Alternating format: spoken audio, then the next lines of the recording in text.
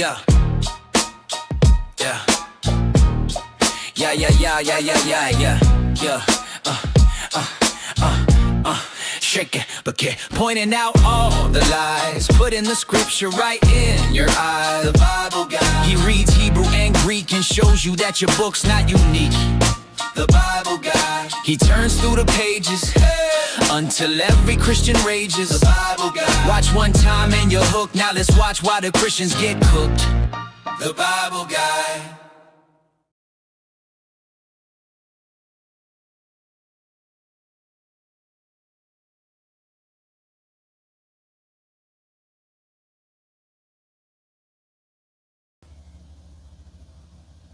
Can anyone hear you? Is your mic on?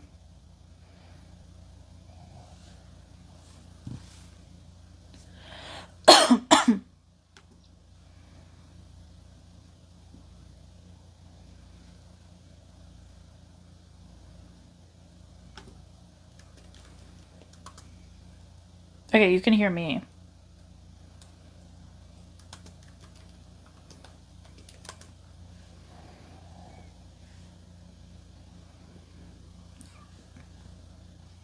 Okay, there you go.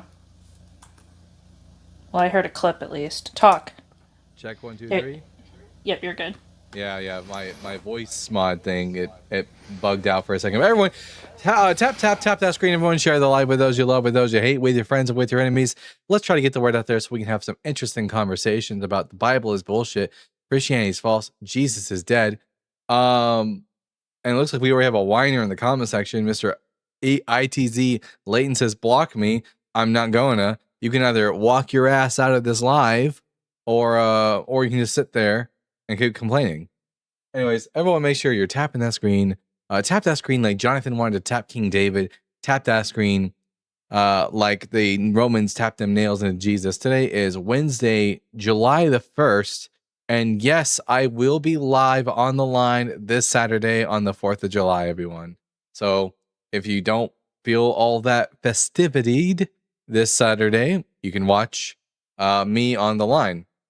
Also, happy Canada Day to all our Canadian watchers out there.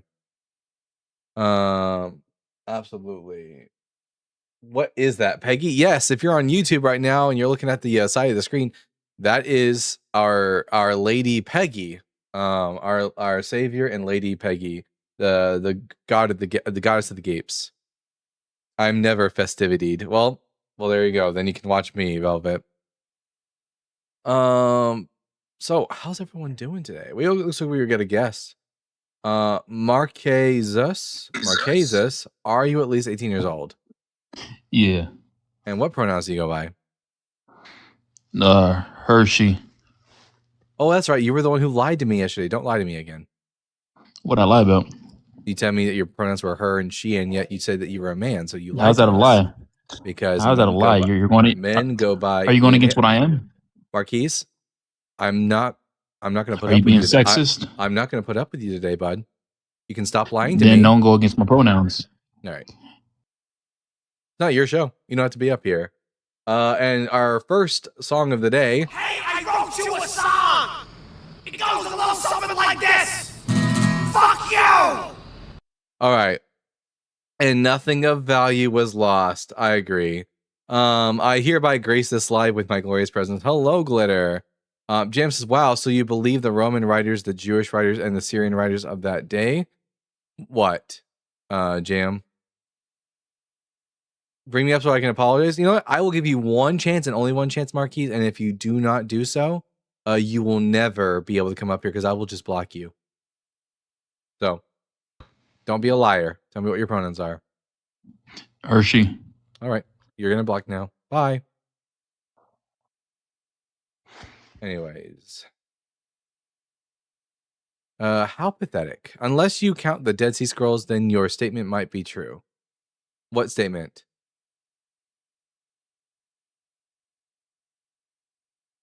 And for anyone who wasn't here yesterday, just to clarify that we're not just being like in this conversation that we had, they slipped up, I think, twice in the conversation to say, I'm a man, during the conversation. So they first fought us on the pronoun thingies and the pronoun question, and then later on, when we asked this individual, they went back and forth. So it's not like we're just saying that you can't use the pronouns that you prefer. We just or know that anything they're a like liar that. from evidence. Let's see. We got a guest here. TJ, are you at least 18 years old? Yeah, I am. What's up, man? What's up? And what pronouns do you go by? I guess he, him. And are you a Christian? Yeah. All right, I'm Dalton, the Bible guy. This is Ashlyn. The Bible is bullshit, Christianity is false, and Jesus is dead. Which one of these three topics would you like to discuss with us? I guess all of them. Just pick one. The Bible is BS. All right. We'll just start from the top. The reason I say the Bible is bullshit is because it contains scientific errors, historical errors, contradictions, and failed prophecy. I think historical evidence will prove you wrong. The Bible was written by 12 different people, so of course 12? there's going to be contradictions. 12?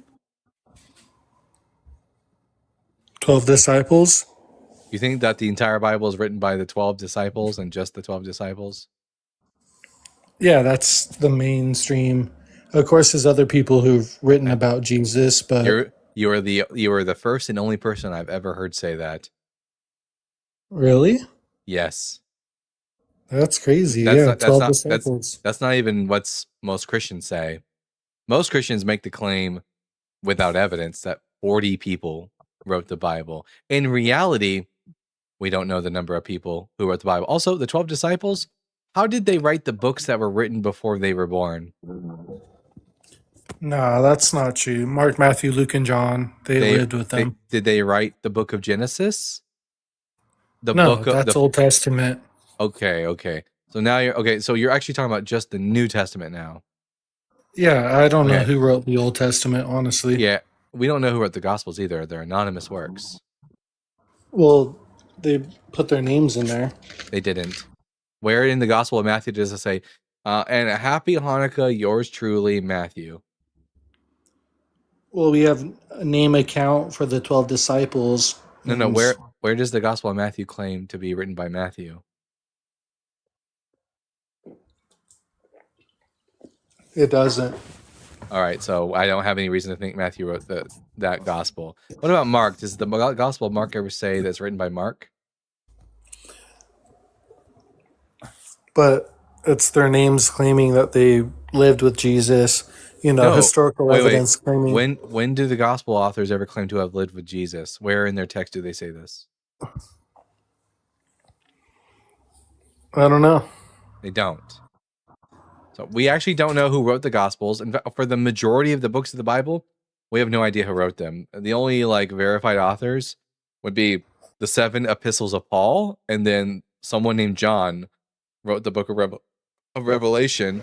And besides that, we don't know who wrote the majority of the books of the Bible. I'm just trying to figure out how one of the disciples was there for Jesus's death and around 30 to 33, and then also potentially in 2 Peter from 100 to 130. Yeah. Their lifespans weren't that long back then. There's other, writers of the Bible claiming that Here. Jesus was real. So are you of the position that the Bible does not contain historical errors?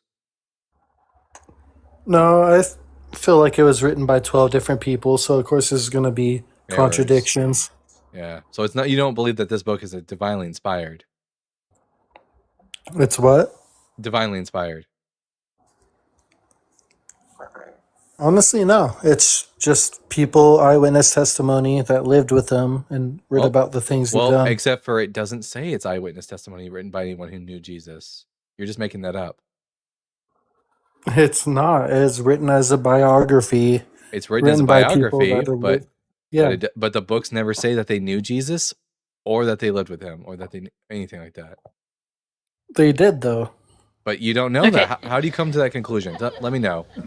TJ, if you're going to make a claim like that, you need to tell us the book, chapter, and verse and where you're getting this information from. You can't just state claims and expect us to believe you. When we've read the book, or books technically, and we did not find this information, nor has scholarship. So you need to cite your sources.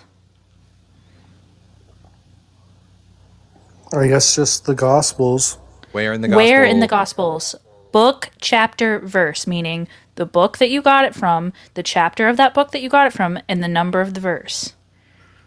It was written as an autobiography. That is They a didn't claim. write That is script- not a they didn't write cite. exactly that. No. That is a claim. TJ. You need to cite where you're getting the information for to support the claim. You have to Also- tell us where you're getting the information from. Also, it wouldn't be an autobiography, as autobiography would mean that it was written by Jesus. You mean biography. Yeah. I Now, didn't- I again, meant just biography. where in the Gospels does it say that it's written by an eyewitness? It's just the Gospels writing about their lives they lived with Jesus. No. Okay, TJ, either substantiate your point or we're going to move on to the next point because you're not able to talk about this. I won't just go back and forth and asking you and over again for the evidence and you not giving me the evidence. So go ahead Like and it, present to us the text that says that the person who wrote Matthew, for example, knew Jesus and is writing about his experiences with Jesus. If you leave the screen, I won't be able to hear you.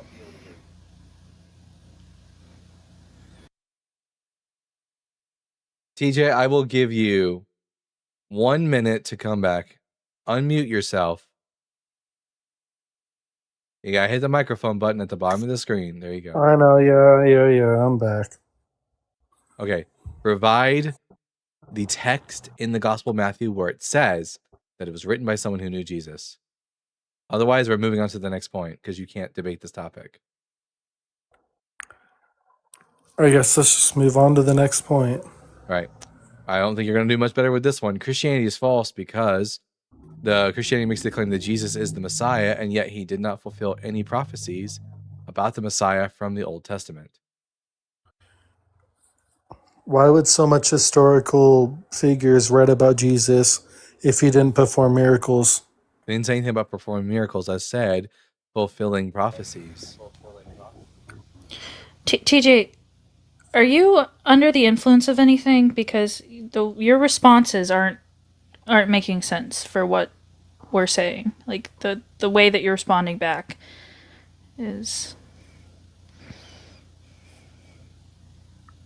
Yeah. All right, that makes You sense. are under? Yeah. What a waste of time. All right. Bubaliscalbum. It's Bub. remarkable, man. Bub, are you at least 18 years old? Yes. I was And what- born 2007. I'm and about what- to be 19. And what pronouns do you go by? I'm he, him, man. And are you a Christian? Nope. For Oh. one, I'll explain why. We're only talking Christian. we're only talking to believers in No, Jesus. I believe in God. I believe in God. Do you I believe believe in Jesus the too. Christian God, Yahweh? Yep. But Do you I'll believe explain why. do you believe he has a son named Jesus Christ? Yep, and they died Okay, on the then you're a cross for Christian. him. Okay, No, I'll now explain why. I'm Dalton the word- Bible guy. The Bible is bullshit. Christianity is false. Jesus is dead. Which one of these 3 points would you like to discuss with us? That Christianity is false. Yeah, Christianity is There's no false proof of because it. it makes the claim that Jesus is the Messiah, and yet he didn't fulfill even one prophecy about the Messiah from the Old Testament. All right, tell me some prophecies he did It not. would just be easier if you named even one prophecy that he fulfilled. Well, the proof of burden is on me. You're asking, like you're saying, The proof what of burden he is did on not. you. Yes, the proof of burden is on you. No, Here. I'll name you Wait. one. I'll name you one prophecy he didn't fulfill, and then you will name me a All right. prophecy he did fulfill. Isaiah chapter 2 says that during the days of the Messiah, that there will be brought peace to the whole world, and nation shall not lift up sword against nation, neither shall they learn war anymore. So, Jesus, that didn't happen. Can you name me one prophecy that was fulfilled? Didn't it say that the Messiah will suffer? No, unless you can show me where in the Hebrew Bible it says that. I'm not much of a Torah guy as much. But I will say that he will come back twice. It does say that in the Bible, Revelation. And that's what that's what the New Testament says. The Hebrew Bible says nothing about the Messiah making two comings. And as it says in the book of the prophet Amos, the Lord does nothing without first revealing it to his servants, the prophets. So I'm not inclined to believe the Messiah has to have two comings. Have you read your Bible? Yes, I have. But it also says no one knows the time but the Father. Does it That's what not? the New Testament says. We're talking about the Hebrew Bible, the Old Testament, and prophecies about the Messiah that Jesus failed to meet. And also, if that were true, God would have to make prophets before he made earth, no? What? So God does not consult. You Okay, said listen, before God does TikTok, something, he consults TikTok. prophets. Can you please bring me one Christian with a modicum of brain power? It's ju- That would be is brain fantastic. power. It's secretly No, dishonest. that You're was the that saying was one. he has to That was. consult with his Are you prophet? elevated on something right now? Elevated. See, and that's always your talking point. Why does someone have to be high? Because you're not making any sense. You're not addressing the points that we're bringing up, and you're just pulling crap. You're not. No one's citing where they're getting their information. Like Dalton has several times when he brought up the messianic prophecy, he brought up that where it is in Isaiah, what it says, and why he believes this. But you just say, well, it says he's gonna come twice. I'm like, what? Did he like masturbate twice? Like, where? Like, I feel like did I die and am I actually in hell? And my hell is talking to the dumbest Christians that ever did live. All right, Lurdox, are you at least 18 years old? Yes. And what pronouns do you go by? He, him. And are you a Christian? Yes.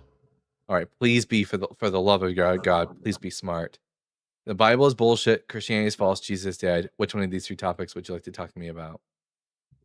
Okay, so the Bible, do you believe in the white Jesus? No, I believe in Middle Eastern Jesus. And like, what's your goal on this topic? To show that the Bible is bullshit, Christianity is false, and Jesus is dead. Okay, so let's hear it. How is it bullshit? Yeah, the Bible is bullshit Well, because it yeah. contains scientific errors, historical errors, contradictions, and failed prophecies.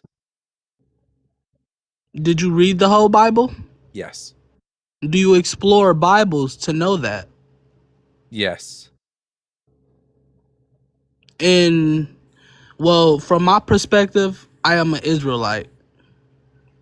And we don't go by Jesus, we go by Yahashua. Oh God, Yahashua is not a real word. It's not a real word. Yes, it is. It's two not. names. It's like about 3 names. It's not. You got Yahshua, No. you got Yahweh, and Nope. you got. As a Hebrew speaker. And how do you know that? Because I speak actual Hebrew. I don't speak bullshit. Jesus' name in Hebrew. Here, you know what? I will give you a little bit of a Hebrew lesson here. Let me pull up my iPad. Yahashua. Like hogwash. Let's see. Let's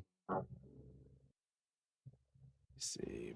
Mirror, lonely screen, iPad.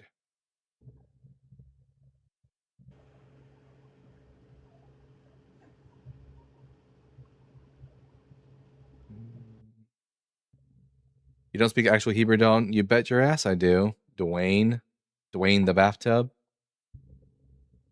Oh, all right. There we go. No, I don't want to subscribe now. God damn it. All right, I'll just do this. All right. In Hebrew, the way you spell Jesus' name is 4 Hebrew letters. It's spelled Yud, Shin, Vav, Ayin. Yud, Shin, Vav, Ayin. The pronunciation goes like this, like a Y, a very slight E sound. Then the Shin here makes a SH sound. The Vav makes a U sound, like a long U. And then the Ayin here takes on an Ah sound, like an A. So the pronunciation of Jesus' name in Hebrew is Yeshua. Yeshua.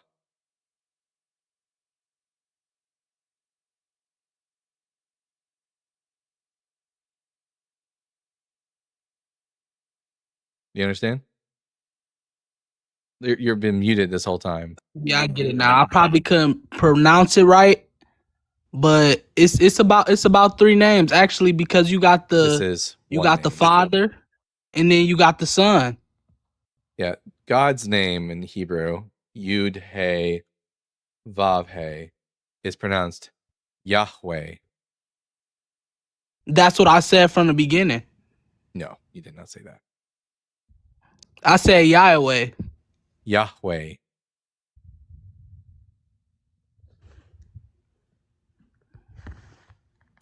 Anyways, so yeah, not that. Now, Yeshua. Now we've gotten that figured out. Daniel Carione, I haven't dodged you. You have to be patient. I talk to one guest at a time. You're not special. The Bible is bullshit. Christianity is false. And Christianity is false because Jesus failed to fulfill any prophecies from the Hebrew Bible.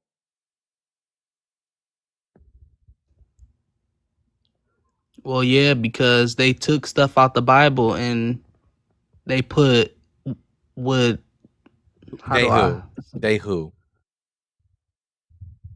Well, they recreated the Bible. They who?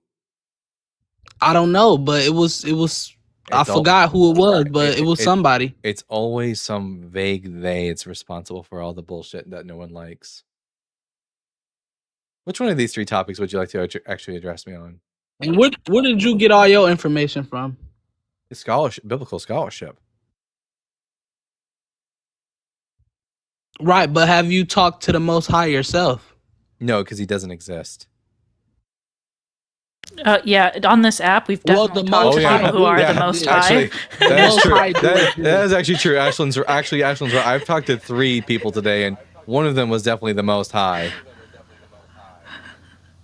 No, the Most High is like the person who created this whole thing, this whole earth, everything. That is the Most High. That's not a thing. No one like that exists, unless you can give me a reason to think that a God exists.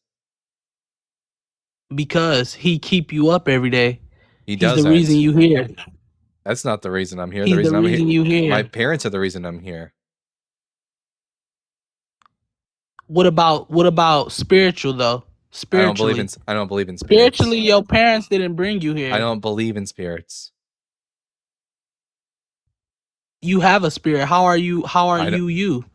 I'm me because of my experiences. I have a brain and Daniel, a heart that pumps blood to the one brain. Second. Daniel Carione. Patience is a virtue, is a fruit of the Holy Spirit. Patient the fuck up. All right. Also, I'm going to assume you're a child, Daniel, because that's what children do and all the time when they want up. But yeah, I have a brain that has inputs and outputs. If I lose or damage a piece of this brain, my personality can change drastically. We see this all the time in ablations or lobotomies or things like that happened more frequently in the past. Now we just typically use them for treatments for seizures, but you absolutely or during strokes. This can happen, but typically not in areas that really change personality all that much. But it can still occur with TBIs as well. So there's a lot of reason for us to believe with the evidence that our brain is what makes us who we are, not spirits. So y'all don't believe in anything? I believe in lots of things, just things that are demonstrable. Not, I don't have imaginary I just told you a whole range of things that I believe in, like TBIs and seizures. Girl, I'm literally done with you. You don't know, and was that scientifically proven? Yes. You know what's not scientifically proven? That the Most High exists. TBI, tell me what a TBI is. A TBI is a traumatic brain injury. This happens all the times. I'm sure if you watch sports, you've seen a documentary about TBIs and the effects that they have on the brain.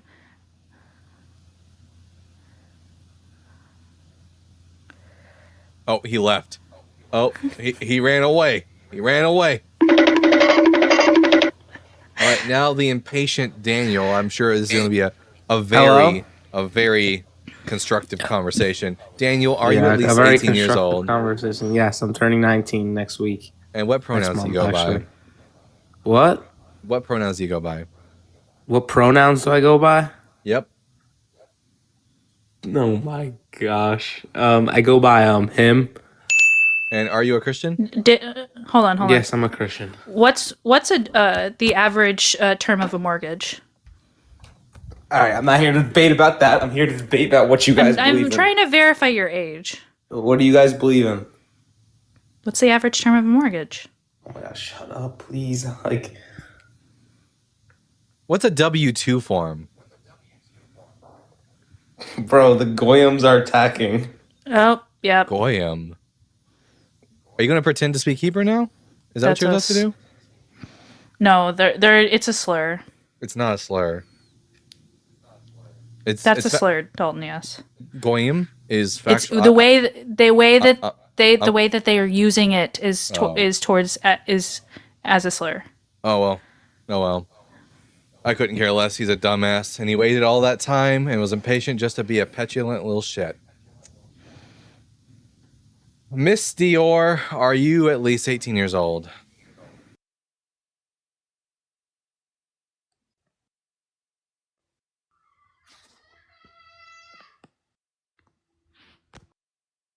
Miss Dior?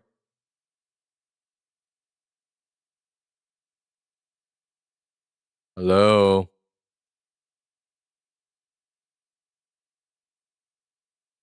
Miss Dior? I'm going to give you 30 seconds to come to the screen.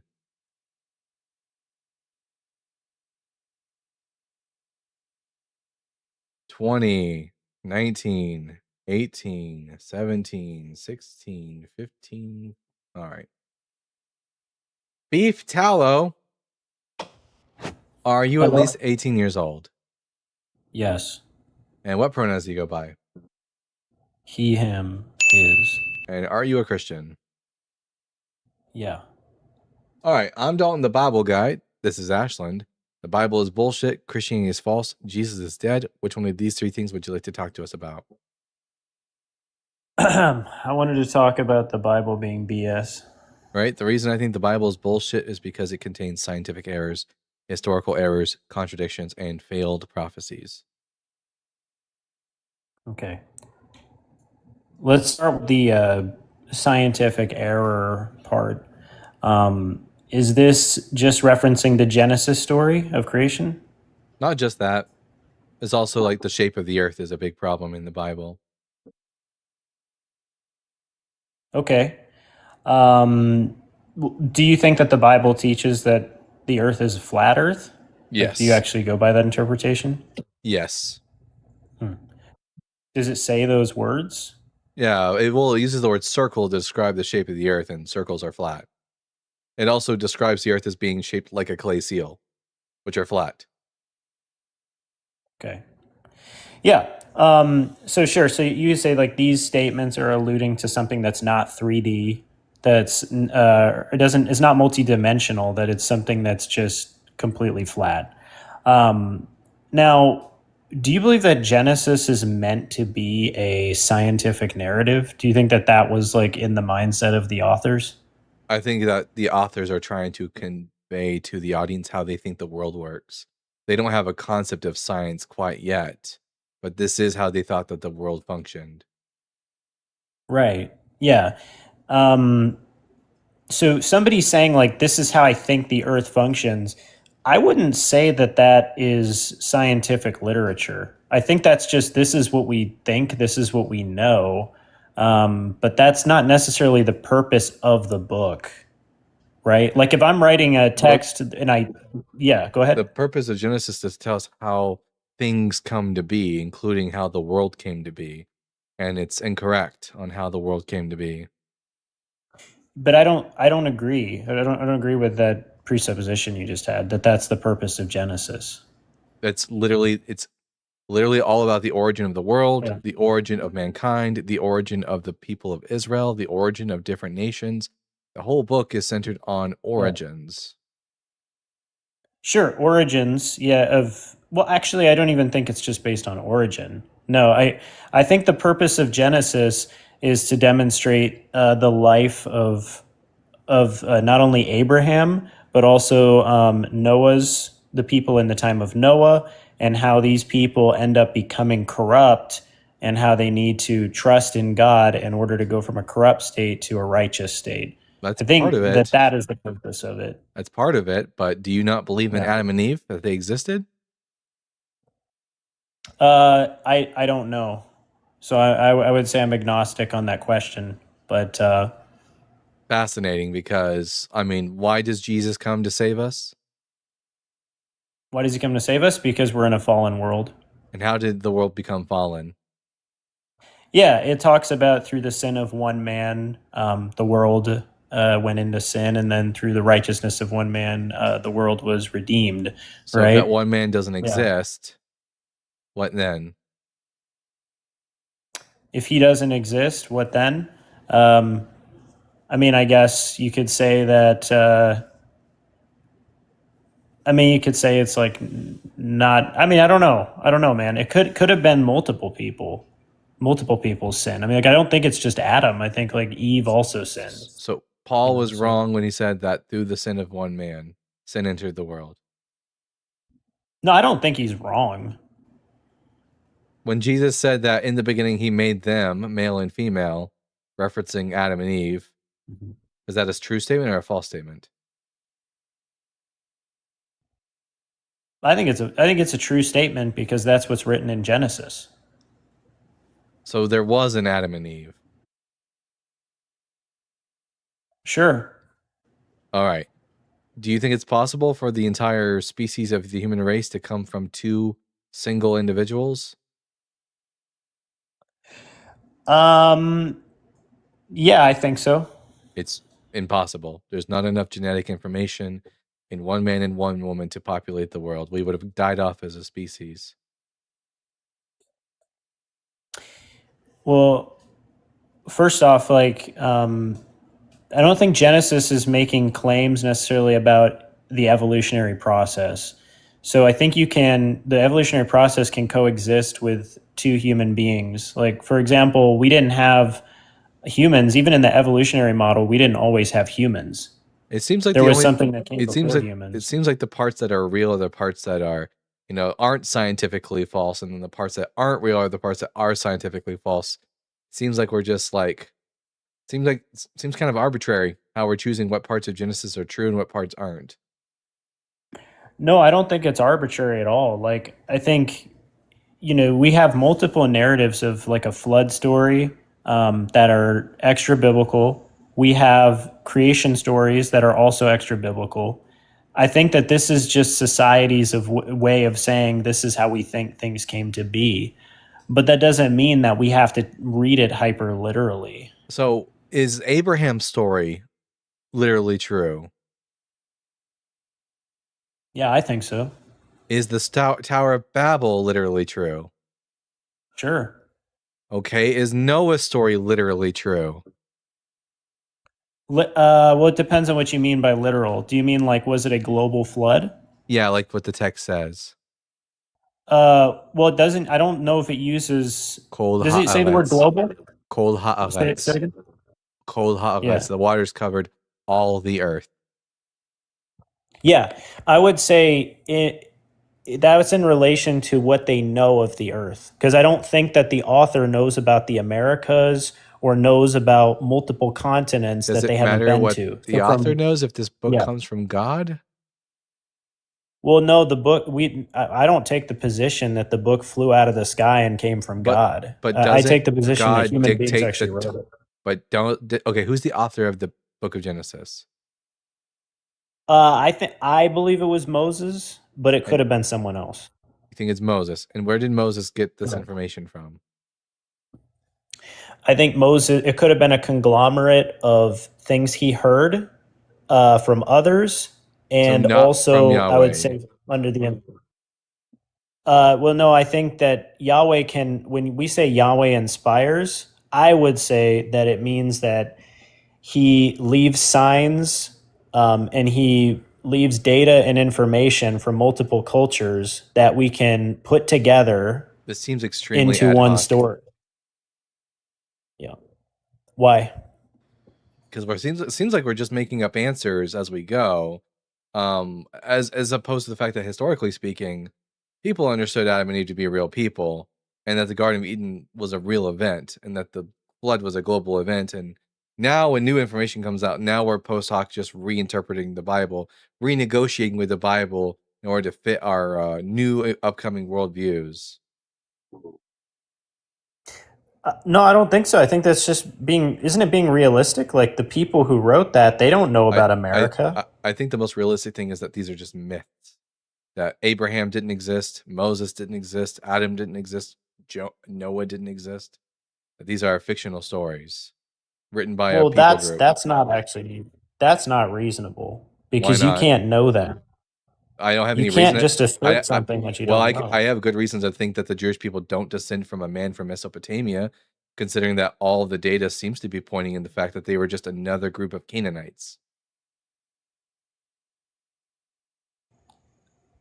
Sure, but wait, hold on. What is scientifically illogical about one person starting a new chain in the evolutionary process? Well, no, it's not about scientifically illogical. It's the fact that all the scientific data points in the direction that the Israelites were just another group of Canaanites and not a distinct people group that came from somebody from Mesopotamia. They worshiped the same deities, had the same language, lived in the same region. And also, genetic information would tell us that modern-day Jewish people are also related to the Canaanites. Does the Bible say that they're not related to the Canaanites? Yes, it makes the claim that they come from a different group of people, that they are their own distinct people group that come from Abraham, who came from Ur of the Chaldeans. That sounds kind of like an argument from silence, though. It's not an Because argument just from because silence. it says that they're Nope, it's I'll not tell an you argument how. from silence because I already told you we already have, because the data, all the data points in the direction that they're just Canaanites, because same gods, same language, same region, and genetic information. We have genetic evidence that they are just another group of Canaanites. No, I think two things can be true at once. You're doing an either or fallacy here.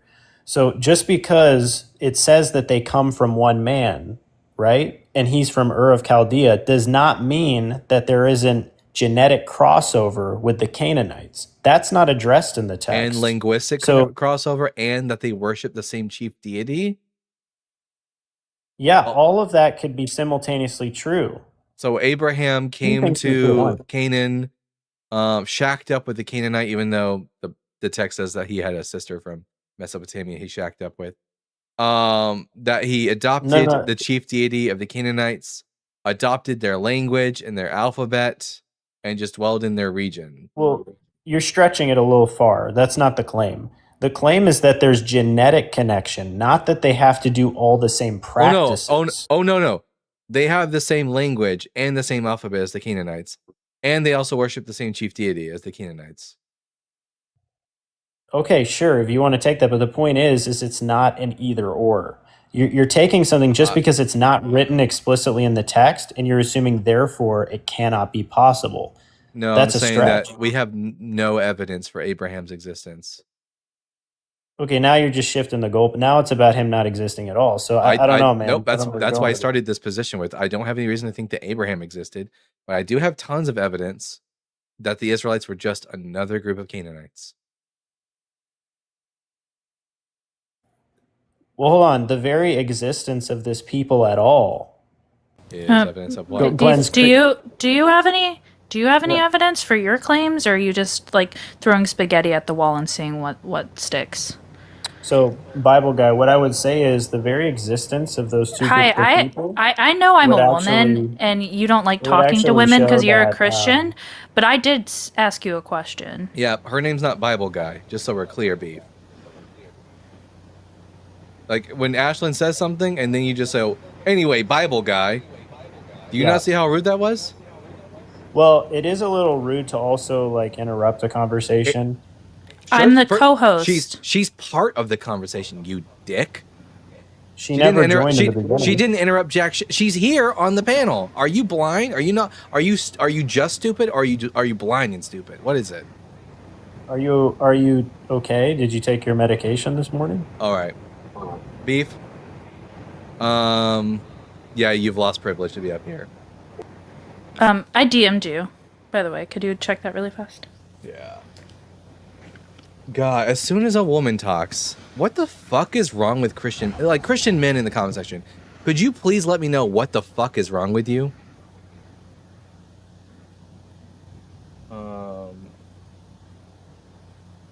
Yeah, she can come up if she wants to.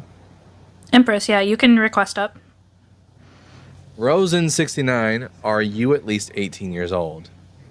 Yep, and I'm kind of a dude, man. And what pronouns do you go by? Yeah. And are you a Christian? Yep. All right, I'm Dalton the Bible guy. Which one of the 3 points on the board would you like to discuss with us? That Christianity is false. All right, the reason I think Christianity is false is because the central claim of Christianity is that Jesus is the Messiah, and yet he didn't fulfill even one messianic prophecy in the Old Testament. What about Isaiah 53? Not a messianic prophecy. Hold on, I'll actually pull it up. All right, Yes, before it we is. before we can talk about Isaiah 53, I have to give you a test. I give the same test to everyone who brings up Isaiah 53, just so we know that you know basic language. I'm going to give you 2 sentences, and I want you to tell me the difference between these 2 sentences. Sentence number 1, I went to the store, versus sentence number 2, I shall go to the store. What is the difference between these 2 sentences? I went as past tense and shall happen, like it will happen. All right, when I read Isaiah 53 and we read about the suffering of the individual in question, what tenses are employed? I'm fucking gay.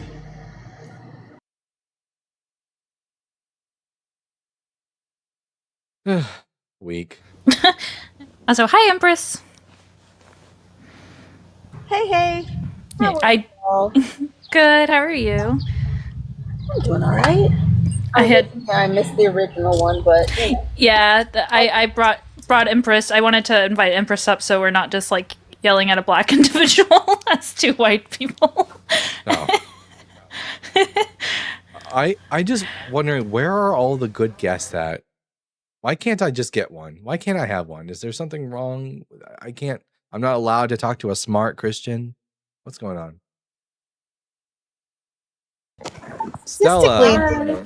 so much hate. So Yeah. So I see you say Jesus is dead, but how is he dead? Whoa. How old are you?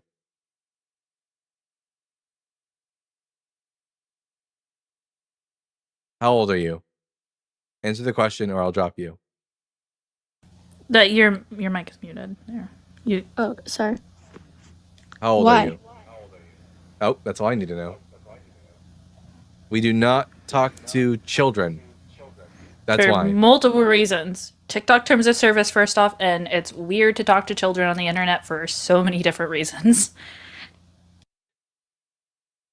Gene. I don't believe in even explaining that much. It's enough to say talking to you could cost me my account and yours. Right? That's it. Gene, welcome back to the show, Gene. You're a reoccurring character. What brings you up today? So specifically the conversation you were having about Adam and Eve, I think I'd like to at least share my perspective on how to interpret what that means, because it seems that obviously you are assuming like a guy and a woman like in an actual place. Yeah, that's what the text says. I think it's fair to say that the Garden of Eden is different, like ontologically, right, than the rest of Earth. Nope, it's just a garden. There's nothing in the text that would lead me to believe it's something else. Yeah, so I mean, obviously there's a tree in there that you can eat and get knowledge, right, which doesn't happen on Earth. Magic tree? Sure. Myths have magical elements in them. Yeah, so from my perspective, the way that you would interpret who Adam and Eve are, and I mean I believe this is actually the definition of the name is just humanity in general. It's just a man and a woman. The man and the woman. Right. So in a sense, and I don't want to use the term abstract category because I don't think that's the correct way to use it, but it's like human nature. They have a human nature, but they are just two individuals. Yeah. Okay. Do you, I mean, I don't know how many church fathers you've read or anything like that, but I don't obviously generally that's not care. how the, I don't care for the church fathers or their interpretations. They didn't write Genesis. right, but is They it, read hundreds and hundreds and hundreds of years after Genesis was written. They're just giving me their recontextualization and their renegotiation of the Genesis text. I don't care for that.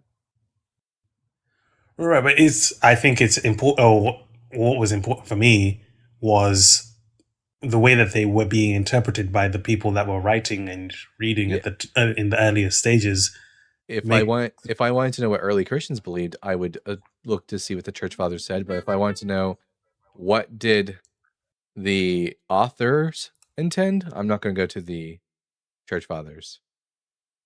Not even that. I'm saying like the assumption of a human like Adam and Eve like on some like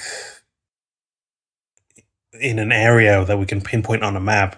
I mean, I think that it if you gives were to go back and ask the it gives you geographical information in the book of Genesis as to where the garden was located. yeah, which would like physically be impossible, right? Like the At the bottom of you can't have a Mesopotamia. river. At the bottom of Mesopotamia. You can't have a river that goes from Ethiopia to Ethiopia. Mesopotamia. In Genesis Push. 2:10, yeah, no, it just describes Eden as having a river that divides into 4 rivers.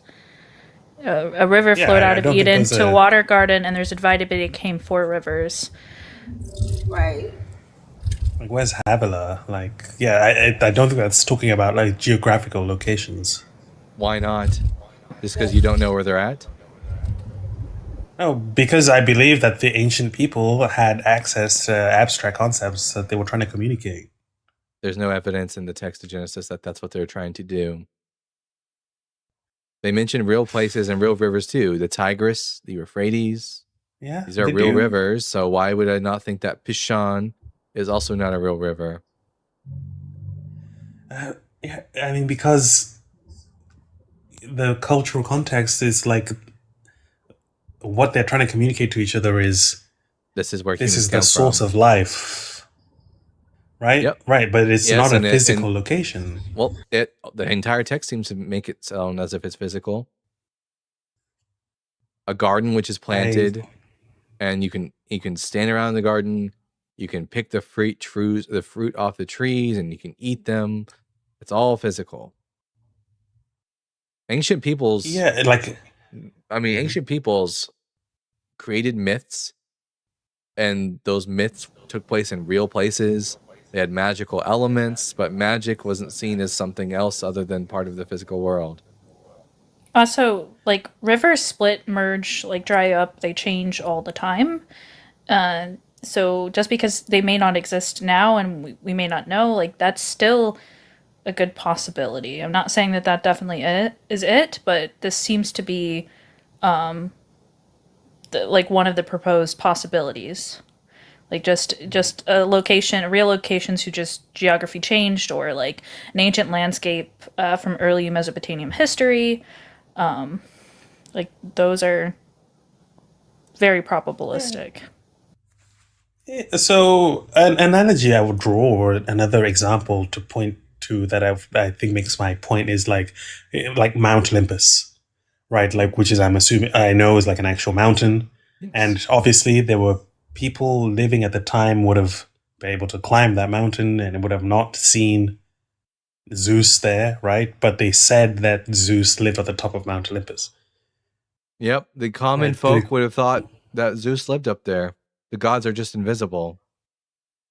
No, the way that they looked at the world is incredibly different than how we do. Really, how much Greek That- literature have you read on this? I've struggled a little bit through like Herodotus, a little bit through some Homer, a little bit through some Thucydid. What was the guy who did the Bacchae? I've tried to read some of that. It's very difficult. But and in what text like Eusebius? And in what text do we I don't read think so. that they don't think the gods actually live on top of Mount Olympus? Oh no, I'm saying clearly what they're describing is not physical because It's they think the gods are made up of a special material, but it's still physical. It's just not earthly material. But the like, if garden you is hit, like, on the- Earth, and it's from a time early in human history. That's why they don't think that you can go there anymore, because it's from the mythic age, prior to the flood.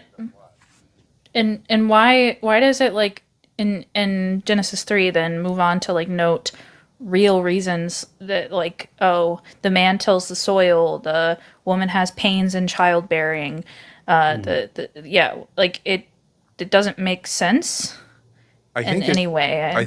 I think the easiest solution for you is just to say, yeah, these are myths. Stop trying to make that's excuses for what them. I'm saying. But I believe that myths have actual reality. Like they're referring to real spiritual realities. That's what I believe myths are. I couldn't care less about this conversation. Okay. It's boring. Okay. Yeah. That was my Adam and Eve point, but yeah.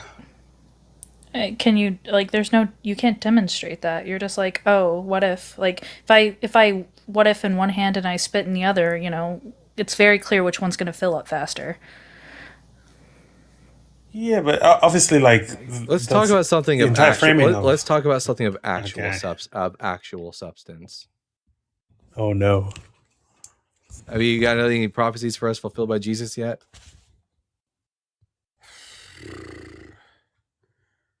I mean,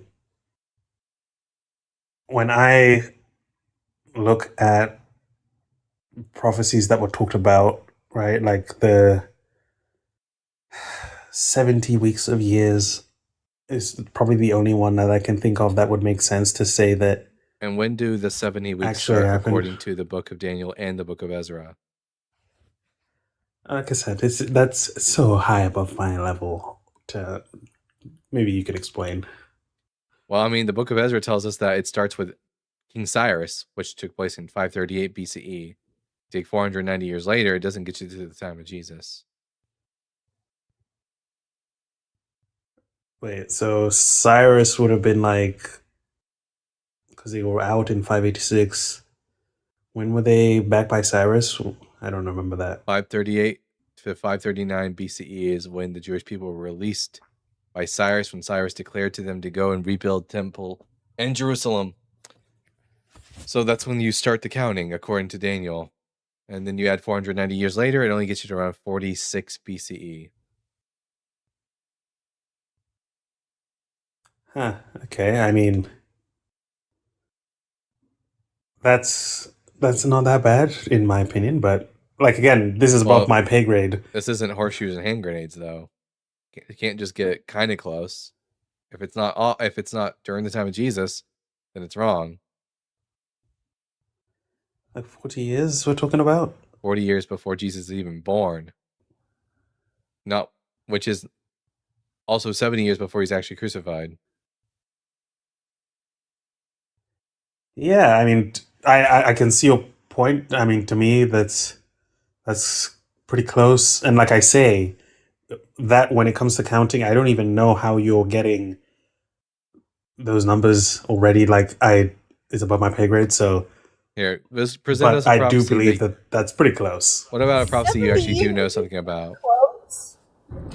So, if I returned you back to 1956, would that be cool right now? No, yeah, that would be wrong, obviously, but like I say, I It's pretty. need You to said look it's pretty deeper close. into it. You said it's. I would pretty need to look close. deeper Does that- to accept your interpretation but- because But you said that 70 years is pretty close. So would you even be living a slightly similar lifestyle in 1956? No, but like I think we can give some leeway to the BC people when we're talking about like. I don't give. But again, I don't give. I don't give leeway to wanna- prophecy. Either prophecy's right or it's wrong. Divine, something coming from God. What did God just like swing and miss on this one? When he was sending the message, did a cell signal drop for a second? I mean, too many glasses. It sounds like he got and you it. start to fuck up But your anyway, math. Yeah, I know this We've is. all This is a glass or two of mead, and yeah, it'll fuck up your math. Why don't you give us a prophecy that Jesus fulfilled that's not like almost fulfilled? trying to think of other ones that are like, because to me it's just like all one thing, so it's hard to. Also, I have ADHD, so it's so difficult for me to do that. But I'm trying to pick out like specific things about Jesus because he's like all encompassing. It's kind of difficult, but and also a lot of the other like prophet books I've not really gone through specifically because they have all those different names of places. The Christians claim there's like 300 and something of them, so it feels like you got quite a few that they at least believe to be true. I don't love this one, but I think the one about the virgin birth, I think that's a pretty decent one. That's like one of the worst ones you could pull up, because there is no virgin birth prophecy in the book of Isaiah. I mean, I think there is because of like how it gets translated in the Septuagint. The Septuagint doesn't help you either. Parthenos in classical Greek doesn't always mean virgin, because we get Dinah in the book of Genesis called a Parthenos after she gets raped. Damn. It just means young lady, young woman, like Alma. Well, I mean, I think it's specifically like dedicated to a god, I would assume. What? Well, from my understanding, the word is like a woman that's dedicated to a god, like they have a function. It just in means like a ritual context. Parthenos just means maiden, and sometimes it can refer to just a virgin.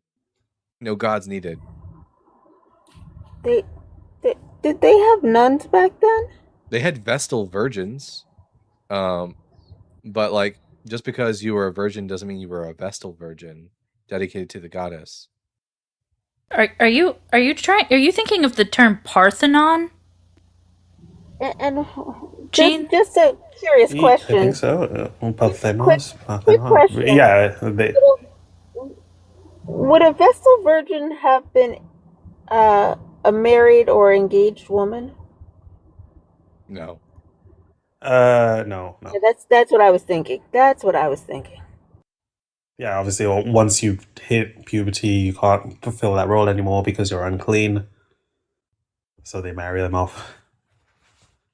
So anyways, there's nothing in Isaiah that says anything about a virgin who gives birth. There's something about a young woman who is pregnant and who has a son.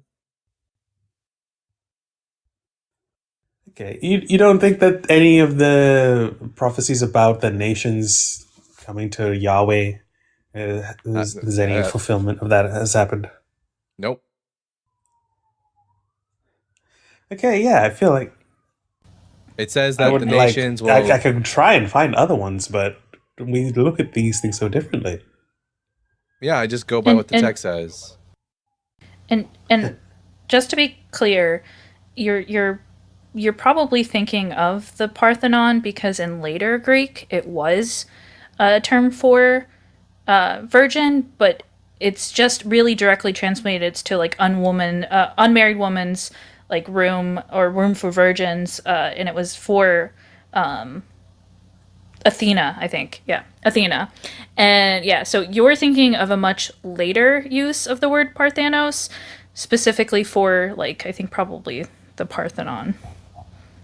By the way, everyone Yeah, no, but like, in the comments, like, why would they use that term? real quick, everyone in the comment section, Martillo is super insecure about his sexuality. That's why he's obsessed with gay people. Anyways, because Greek changed, like our language has changed throughout the course of time. It's just a different period of Greek language. like for example, we say gay now, and we mean the same thing as like homosexual, whereas gay used to mean happy. In Greek, Parthenos used to just refer to, just in broad, a young woman, and can also mean a virgin. But by the time you get to the 1st century CE with Koine Greek, it takes on a much more narrow meaning of just virgin. So the authors of the book of Matthew is reading Isaiah 7:14, sees the word Parthenos, and wrongly assumes it means virgin, when in reality it just refers to a young woman. Yeah, I mean, I don't know if it counts as a prophecy, but there's no, yeah, like in terms of Old Testament prophecies, like that get fulfilled the way that it reads to me, it's just so different from how it reads to you. Like, and I also don't even look at them specifically because the Old Testament is so difficult for me. Like, I'm kind of working my way through it right now. So when I look at Isaiah 53, it's so clear to me. But we had that conversation about that specific, they were accursed, their transgressions or whatever. But yeah, 53 to me is very clear. Yeah, I don't know. There's probably a bunch of stuff in the Psalms, but I've not gone through that either. Like, Haven't we talked about 53 with you before? Yeah, we have, and I don't know that I was very happy with your tense argument, by the way. Because I mean, if I it's was a prophecy. holding, it's not though. I mean, if I was in your position, I also wouldn't be happy about it. But like, yeah, I mean, I don't want to go over that again because I don't know Hebrew. So, like, I would honestly just need to concede to you everything. So, Well, did you go and confirm and look up? yeah, I looked at it. I looked at the issue with that specific word about it using the plural, and to be honest, to me, because I don't know much about the Hebrew and how Hebrew plural terms work, But the translations that I keep getting when you seem looked to make at sense. when you looked it up, though, Dalton was Mm-hmm. correct, right? Yes. Okay, But I so don't you necessarily know that you don't- makes a problem. you don't like it, and that's your argument. Is you just No, don't like I it. just don't see the issue with it saying a plural. Like, but Jesus is one person. That's the it's problem. a poetic. Yeah, but it's poetic, like I said, in Hebrew I would have poetry, to study Hebrew more in depth. It's not. Yeah, that's not how Hebrew. Sorry, it's poetry not works. just that though. It's not just that even. So if that was just one thing, I'd be like, okay, that's a weak argument. But it's also the tenses. It's also what the Hebrew actually says in reference to like the whole thing. When you actually break down the language, it's not like we are just like, oh, it's in plural. That is an important detail, but it's also when you add up all the reasons in Isaiah 53, like who the suffering servant is, and in reference to the rest of the text during this time period and what the language would have meant and been referring to. Because we have enough evidence to build that case, and you're just like, well, I don't like it. Well, I mean, the problem for me is that the interpretation of it being the nation of Israel is so unlikely. So consistent with the rest of Isaiah. Why would it say? It says, I think he has no beauty that you should look upon him, or something like that, right? Like, is there anything special outwardly about the people of Israel that you would like go, oh, well, why would you describe a country that way? Why wouldn't you? You wouldn't describe a country by its physical appearance. Yes, the physical appearance. You could of his describe people. a person by a physical appearance. That makes a lot more sense. A group of people, you can describe their appearance. Yes, I mean, like I say, we have a disconnect here. It makes more sense to me that that's describing an individual. There's nothing that doesn't make sense about what I'm proposing. I don't dispute that you can claim that. I'm just saying that it makes less sense than an individual. Deutero Isaiah claims it. It's not the Bible guy making this claim. It's Deutero Isaiah. If I get told 6 fucking times by the author that it's Israel, I'm not going to just suddenly say, now it's no longer Israel. Well, I mean, when I read the translations and when I read the interlinear, it's constantly using a personal pronoun. Yes, and right, like, so again, obviously you can say that means Israel, but to me it makes more sense that it's talking about a person. It literally says the servant is Israel 6 times. Yes. My servant Israel. Jesus my is servant Israel. Israel. No, he's not fucking Israel. Okay, of course he's Israel. No, I'm not doing it. I'm not raising my blood pressure for you. You're not worth it. God damn.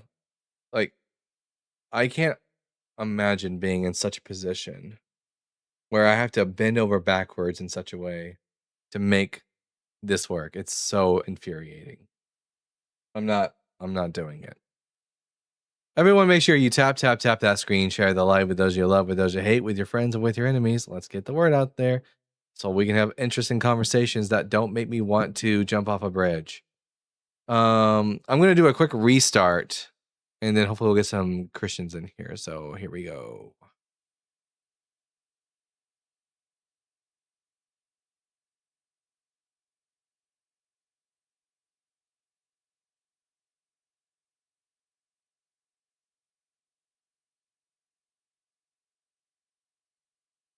Oh, man.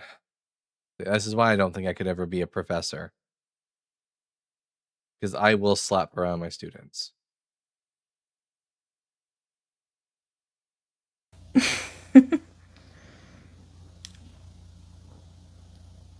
I've also been thinking about holding back from doing as many debates and doing more personalized video content on YouTube.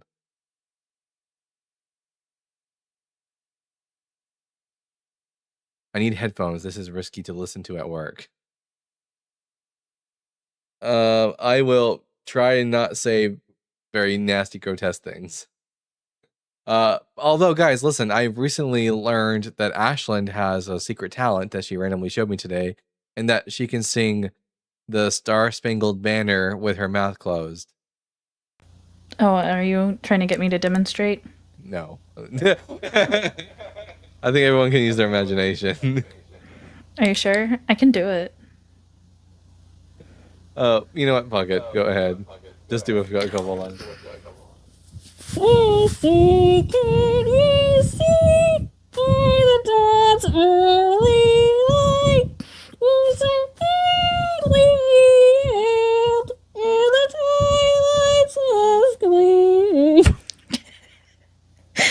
Oh god, he left.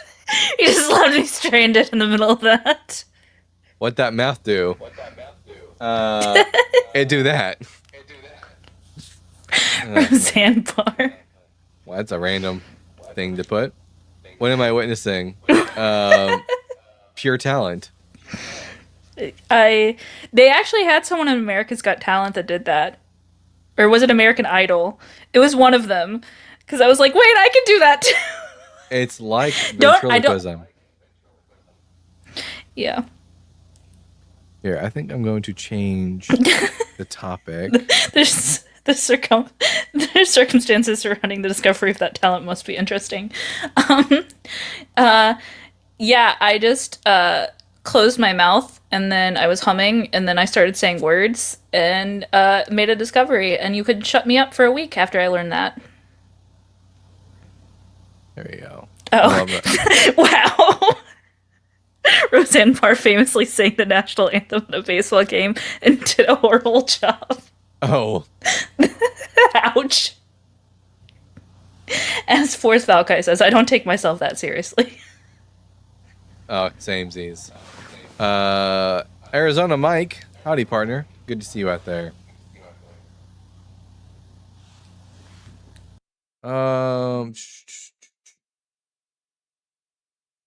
Google it. It's hilarious. Will do. Everyone, make sure you tap that screen, share the live with those you love, with those you hate, with your friends and with your enemies. Let's get the word out there and let's have some interesting conversations about how Jesus failed at every corner, at every turn to be the Messiah.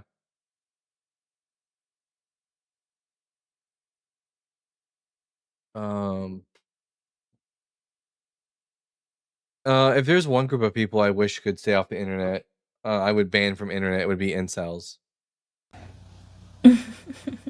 They need to live in Honestly, reality.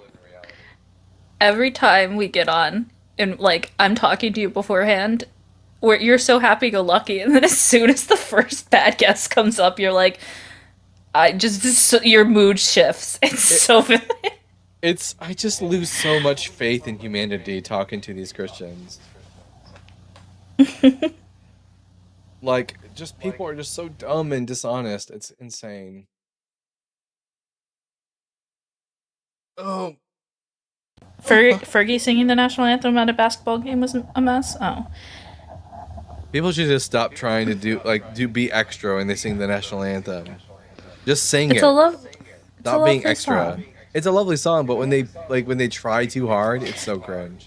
When they're like, oh. Yeah. Yeah, exactly. That's exactly what I meant. Just that sound that you made with your mouth. Right then. Yeah. Oh, okay. Jason is coming up. Jason, are you at least 18 years old? Yeah. And what pronouns do you go by? I'm a man, so he. All right. And do you believe Jesus was the Messiah? Yes. All right. I'm Dalton the Bible guy. What messianic prophecy do you think Jesus fulfilled? The Jew one. The what one? The Jew. The Jew one. Yo, we got any Jews in the chat? I'm a Jew, and if you kick me, you probably hate them. Jason. Go ahead. Show Jason. Show Did you what's it like not I'll be quiet. What's it like not getting any pussy? And I know I said that because no woman would want to sit across from him with an attitude like that. That was disgusting. Hey, I wrote you a song! It goes a little something like this! Fuck you! God, I would also ban children from this app if I had the power. What? What? I'm so confused with what just happened. Me too. Like, why are your guests like this? Justin doesn't get this, does he? I mean, he gets it occasionally, but it's not like every guest. I don't fucking know, and it's driving me insane. Like, it seems like the absolute, it's like TikTok filters out all the shit and gives it to me. You're the... El Elyon, guess what? Isaiah 53, not about Jesus either. But you're more than welcome to call on up if you'd like to, talk about Isaiah 53. I'd love to wipe the floor with you on it. Lineage and birth miss. Nope. Alex Ball, but you're more than welcome to request up if you'd like to talk about it. Also, I love how you called me a heretic. Like I don't wear that with a badge of honor. You're goddamn right I'm a heretic. Although heretic would imply that I'm a Christian who's believing contrary to orthodoxy, and I'm not a Christian. Yeah, El Elyon, I'll respond to that. You gotta come up here though. That doesn't help. That verse doesn't help your case for two reasons. There are two reasons why that verse doesn't help your case. But you got to come up and talk to me if you would like to know why.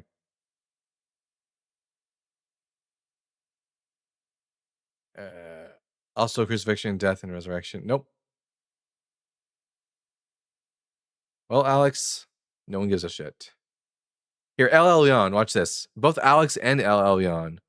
I'll just mute you both. and you can either box up or shut up. The last time, yeah, some lives people don't let you speak, and then some lives they do. But I've had several lives where people just mute you and yell over you. But if you've been here for more than 2 seconds, you can see that that's like not the case. We're reasonable, unless you say some dumb shit. Yeah, it does sound And like El Elyon was using the KJV. Otherwise, why does his Bible version say pierced when it doesn't say that in Hebrew?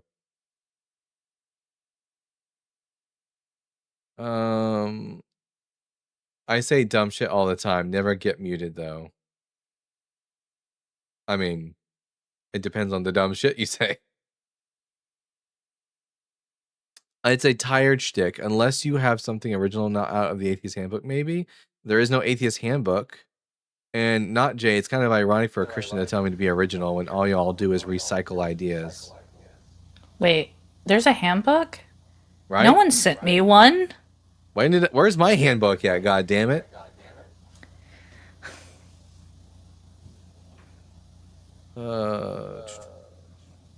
One second, I'll be right back. Oh no, I'm being left alone here. I have the power! Now guys, what evil crap can we do on this live? You have to pay your tithes to get the handbook. Oh, that was fast. No, wait, that's not you. Is it you? No, you're wearing the black shirt today. You're shaved. Never mind. It is you. Someone said, tell us a story. Were you telling them a story? Here, Ashlyn, tell everyone an embarrassing story about the Bible guy. Oh, last night he had a dream. And what happened in the dream? That we were in your room and then the jungle, and then I handed you a lemur while you were in the shower. And you were like apparently naked and I didn't care, which is fair. If I find a lemur, I will bust into your shower. I think I have consent on this. To show you a lemur. These are not euphemisms, guys. Like he really meant a lemur. Yeah, it was very loud. But then, yeah, and then his shower water got cold, because of the lemur. I guess I don't. You were too busy showing me the lemur and the shower water wet cold. Yeah, I guess Dalton was just there naked, playing with a lemur. I was holding it because you handed it to me.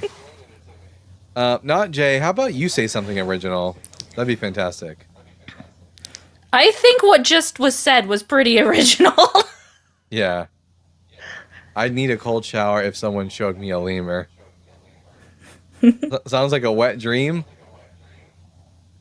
It was, technically. Not Jay says, I'm good. I know you. Well, no, you're not good. You're very bad, but you know. Someone said, just say no, Dalton. I'm a pushover. Okay, I guess I'll look at the lemur. Okay, no more stories. I dropped my phone in paint the other day. It seems to me that every Jewish would believe in God, especially when they claim that God put them back in their land. I don't know what that means. Neither do I. What color paint? Probably white. It was primer. It was primer. Because I am painting something that it should not be painted. Like by all of its nature, it was not designed to be painted. It's vinyl and like an old shop, like office of an old shop that is like, it's so horrible, but it needs to be sold for the estate. And yeah, it's been a grand old time to try and paint it. I dropped my phone in spaghetti, said St. Brianna. I dropped my phone in my piss once. Yeah, luckily my phone is waterproof and I could just wipe it off. And yeah, I was thinking that, Rabbi Hana, as well. If you that think it was about reference to the state of Israel. Jesus was just the latest stage abortion by God. Late abortion. He waited 33 years. to kill his kid. Spaghetti about it. Josh says, I dropped my phone down a ice fishing hole. Damn. I hope you got some really good footage at least. Did the fish give you a call to tell you you lost it? Did they call one of your contacts being like Cold call. Exactly. It was gone forever. Yeah, I imagine so. Forever. Heyo. Yeah, somewhere out there's a fish with a very nice phone. Good luck charging it, I guess. I mean, if he's got an eel that's a friend. What games do you think they were playing? Shark. Hungry Shark. Hungry Shark. I was thinking Angry Birds, because they probably like look up the birds, and the birds are trying to get them, and yeah, it's a horror game. If someone tries to prank you by telling you to pick up the blinker fluid, bring them back eye drops. Blinker fluid. Oh, very good. Hi, Andrew. Hello, Andrew. Hey, Are you at least 18 years old? Yes. and what pronouns do you go by? He, I'm a guy. And do you believe that Jesus is the Messiah? Yes. All right, I do not think Jesus is Messiah. I've yet to be convinced that he fulfilled any prophecies about the Messiah. Do you have anything that he may have fulfilled? He died for our sins. Where is that prophesied in the Hebrew Bible? I mean, I can't quote exactly, but I think it's like he is the lamb to be slain, basically. Isaiah 53. It's not actually about the Is that what it Messiah. Yeah, but it's not actually about the Messiah. It's an What do you think original. it's about? Well, the author tells us that it's about Israel. 6 times it tells us that the servant is Israel, and then it describes the suffering of the servant as if it's already happened. He was wounded for our transgressions, not shall be. So yeah, it's not about the Messiah. How do you interpret Genesis 3:15? Yeah, it's about snakes and humans and why they fight with each other. Even though most scholars agree that's talking about Jesus. No, only fundamentalist Christian scholars say it's about Jesus. The vast majority of biblical scholars would not say that Genesis 3:15 is actually about Jesus. I will put enmity between you and the woman, and between your offspring and hers. He will strike your head, and you will strike his heel. I don't even know how y'all are getting there on that one. I don't either, but I mean, I still believe Jesus resurrected from the dead. Well, that's something else. That's an entirely different debate. Right now, we're trying to determine whether or not he was the Messiah and whether or not he fulfilled messianic prophecy.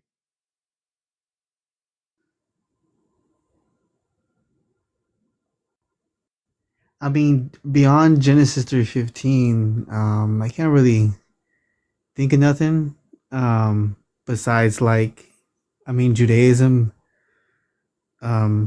They thought that Jesus, when he was here, he was going to restore law and order to the government and law and society.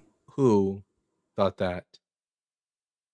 Judaism, like the Jewish religion. Nope. The vast majority of Jewish people did not think Jesus would do anything. What do you think Jews back then thought? I mean, Jesus was a Jew himself.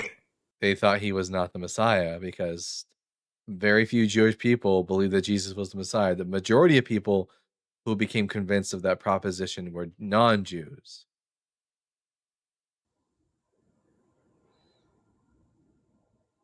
Like, Jewish people thought he was just a nut. You thought it was a nut. Yeah. What do you? So you don't. I mean, how do you take Jesus' birth? You know, his life trying to be unalived by King Herod the Great. I don't think that actually happened in reality. We have zero I don't think evidence that that happened. King Herod tried to kill all the babies in Bethlehem. Not a single word about it from extra biblical sources.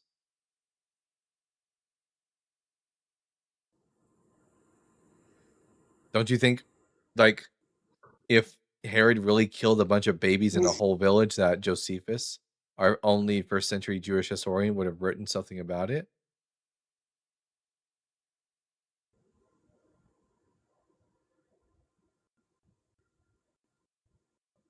Yeah, I mean, he did. Did he? He didn't. What did he write about? Honestly, I didn't. I don't know what He, Josephus wrote about. he wrote about a lot of stuff about King Herod, how, it's better to be a pig in Herod's home than to be one of his heirs, because he talks about the abuse that he laid on his family, how all kinds of things about Herod. Never wrote about him killing a bunch of babies in Bethlehem, though.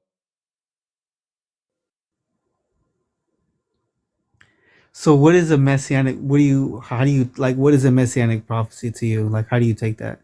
A prediction of the future about the Messiah as given in the Old Testament.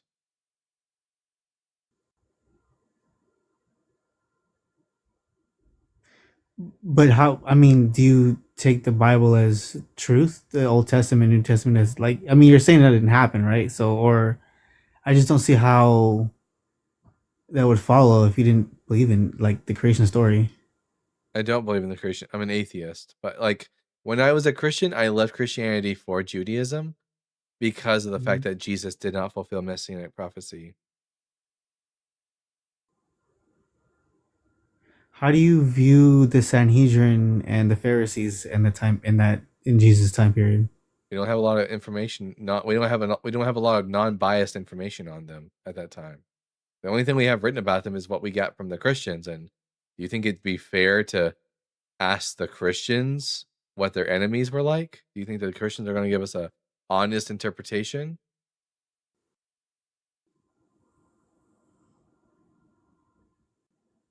Like, would you go to the Talmud to learn what Christians believed and were like? Right. Yeah, I wouldn't.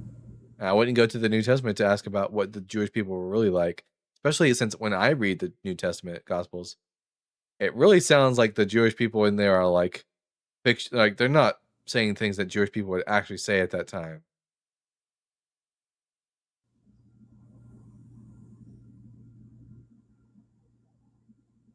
I see. Why, or if you don't want me asking, how come you became an atheist? Because the Bible isn't real. Isn't true. What do you think is true? Like, do you believe in evolution or? Yep.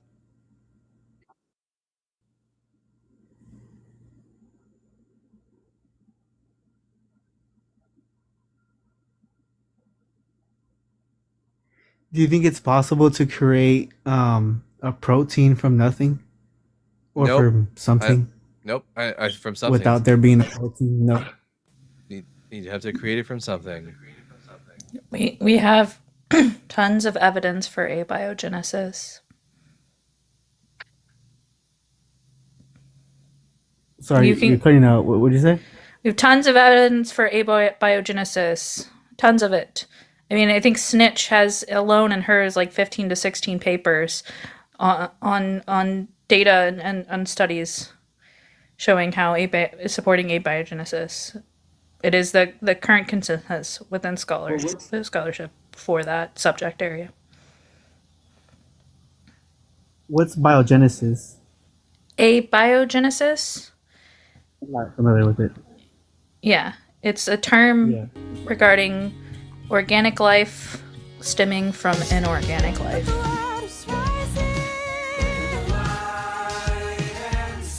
Oh, I see. Can you explain a little bit more of that detail? I'm not too familiar with it. Like, play some. I can see if Science Led Snitch is Zeppelin. available because Good. I'm not educated enough Play to some. really give you a whole breakdown. Give me a second.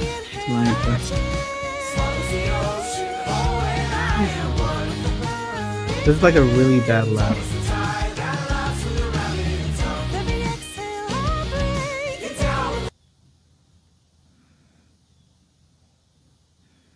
I mean, I can give you like the basics is that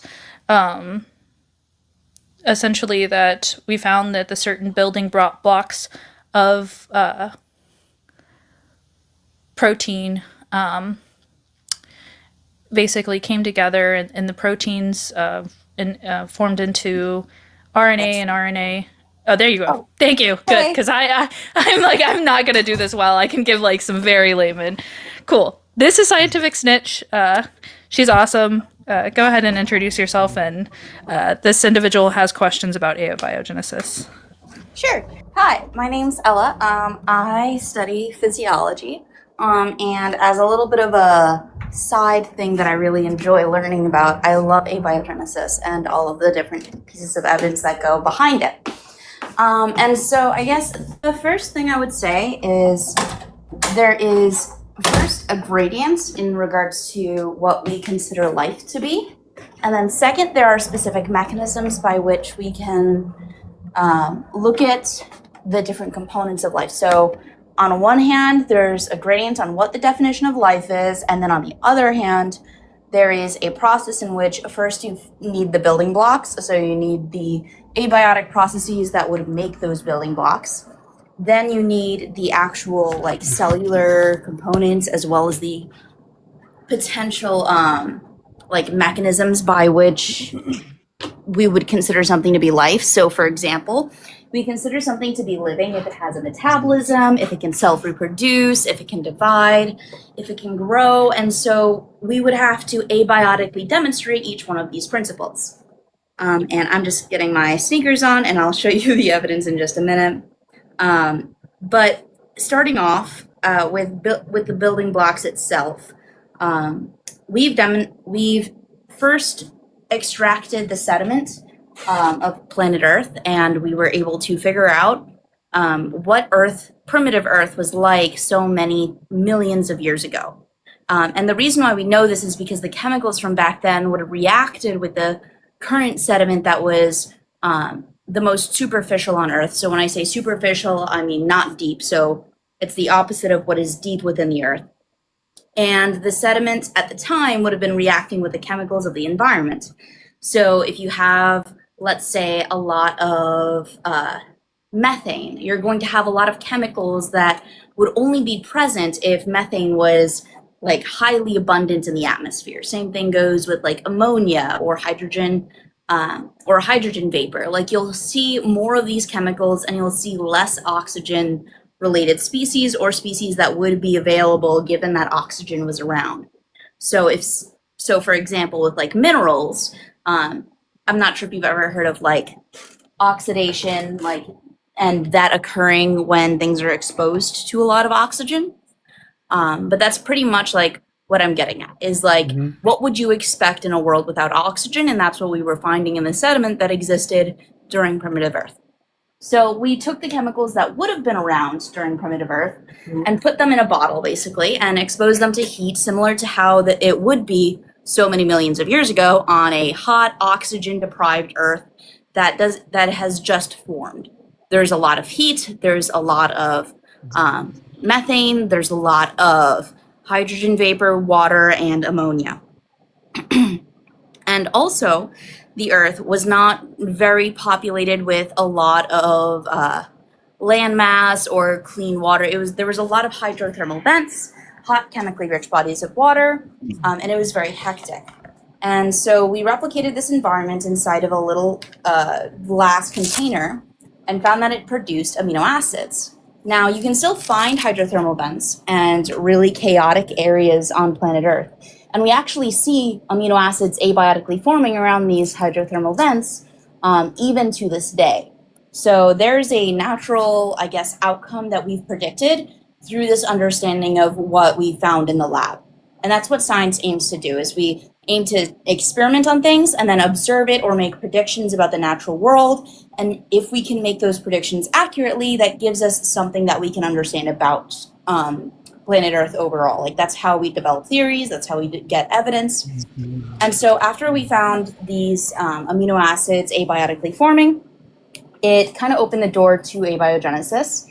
and we've uncovered several reactions that not only result in the abiotic formation of amino acids, but the abiotic formation of nucleic acids like RNA cofactors like ATP, which is our cell's currency or form of energy. We've also found that polymers can abiotically form. So multiple amino acids or building blocks of proteins coming together to form a really large, complicated protein. RNA polymerizing into strands. And all of this can occur without any assistance from human beings or any kind of scientist.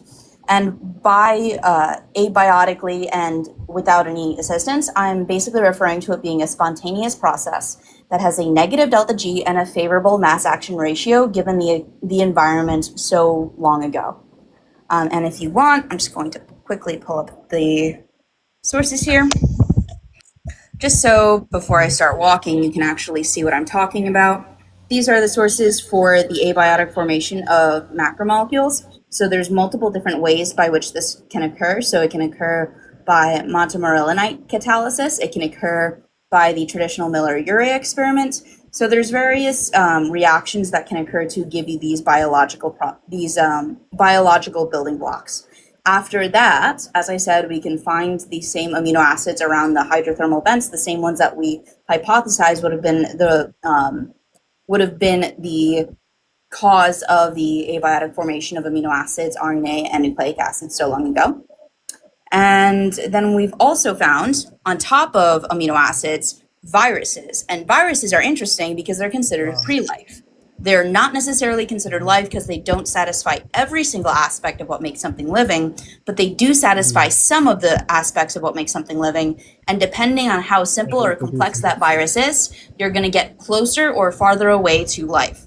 So a good example of this is the large DNA Medusa virus, which actually has been hypothesized to be the precursor to our nucleus. So if you've ever heard in a basic biology class that DNA is packaged in a nucleus inside of every cell in our body, well, this nucleus actually shares a packaging protein called a histone with the virus Medusa virus. And so it's strongly insinuated by this evidence that the Medusa virus was the nucleus, and it formed through another cell engulfing that Medusa virus. I digress. So viruses are pre-life, and we've also replicated this spontaneous process of pre-life forming around a similar environment of a hydrothermal vent. So we've got protocells by spontaneous reaction of cysteine with short-chain thioesters. Again, this is just referring to a reaction that has a negative delta G and a favorable mass action ratio. We've also demonstrated that these abiotically formed protocells can make ATP in the same way that every single cell in your body does. So we've demonstrated that they can have a metabolism. We've demonstrated that they can self-grow. We've also demonstrated that they can self-reproduce. We've also demonstrated that they can self-assembly. And we've actually also made synthetic life. So JCVI Syn3A is a synthetic organism. So we've demonstrated that it's not necessarily something that's inherent to the organism. We can literally make an organism given the right building blocks. And considering the fact that all of these building blocks can abiotically form, I would say that the evidence is very well in support of abiogenesis. I don't know how to shrink myself, sorry. I got you. Yeah. I was learning that no wonder why my muscles don't expand and grow, because ATP can't reproduce. That's not true. It just replenishes like we're. No, that's not true. We've Did you say demonstrated. that ATP can't? No, ATP can be made so long as you have the same chemiosmotic process. So basically, the way that ATP is formed in our cells is there's a proton gradient, which is basically an electrochemical gradient that exists across a certain cell membrane. Cell membranes spontaneously form because they're extremely favorable. You have one polar head and one nonpolar head, and the nonpolar sides of the phospholipid will interact, spontaneously forming a membrane. Again, negative delta G, favorable mass action ratio. Not to mention it's just like electrochemically and also just in terms of like hydrophobicity, it's also just favorable in that way. It's like putting oil in water basically. But that being said, the electrochemical gradient that exists across that membrane is used to fuel the process that adds a third phosphate group to ADP, and that's how our cells work to make ATP. And we've demonstrated the exact same process, and it can occur abiotically and spontaneously in protocells. And that was that study that I cited earlier, the chemiosmotic ATP synthesis by minimal protocells. That's very interesting. So from what the protein, right? Like, doesn't that mean the protein, in order for it to exist or like spontaneously exist or make, doesn't it need oxygen? Am I following that? I'm sorry. No, it does not. So Amino acids do protein not can- require oxygen to.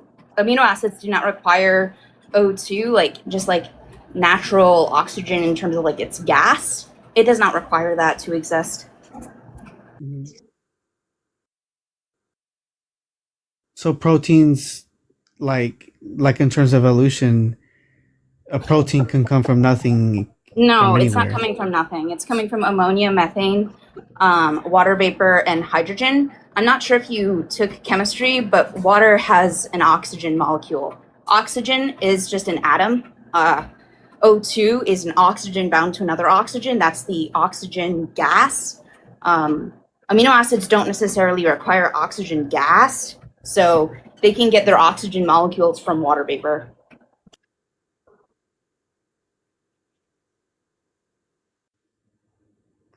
So I mean, again, though, like you can have a protein without the O2, You never needed O2 to without begin the with. oxygen, the element.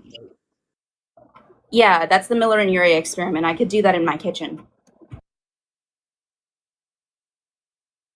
Oh, I see. Right, that's when like. So is Without when oxygen, by the bacteria way. grows. Have you ever What heard of happened? anaerobic bacteria? Because anaerobic bacteria thrive without oxygen. That's literally what it means. So aerobic bacteria require oxygen to survive. Anaerobic bacteria do not require oxygen. You probably heard of botulism toxin, or no? It's that's the right one, right? Not Yeah, botulinum. Yeah, botuline. That one, if you're a cook, that you know this, that like if you, or at least if you use like vacuum sealers or canned goods, while in like modern food industry they screen for a lot of those, but you Clostridium botulinum. yeah, you can you absolutely can like defrost items in like a vacuum seal, and if you do it on your counter, you wind up in a temperature danger zone, and you run the risk of anaerobic bacteria like botulinum.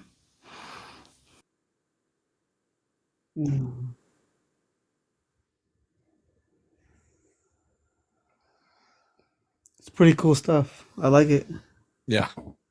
Well, Andrew, I think we're gonna move on now, but thank you for coming out. Sounds good. Yeah, yeah.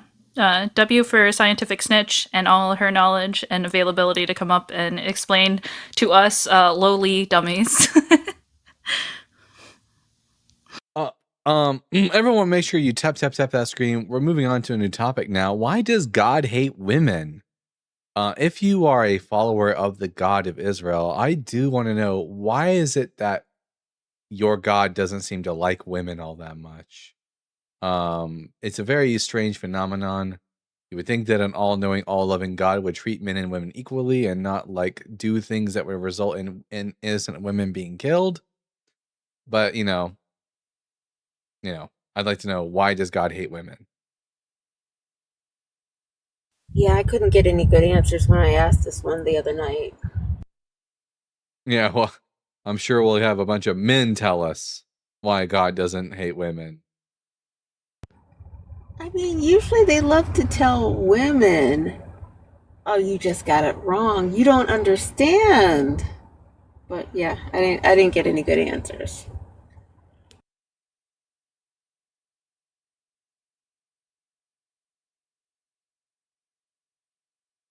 Let's see.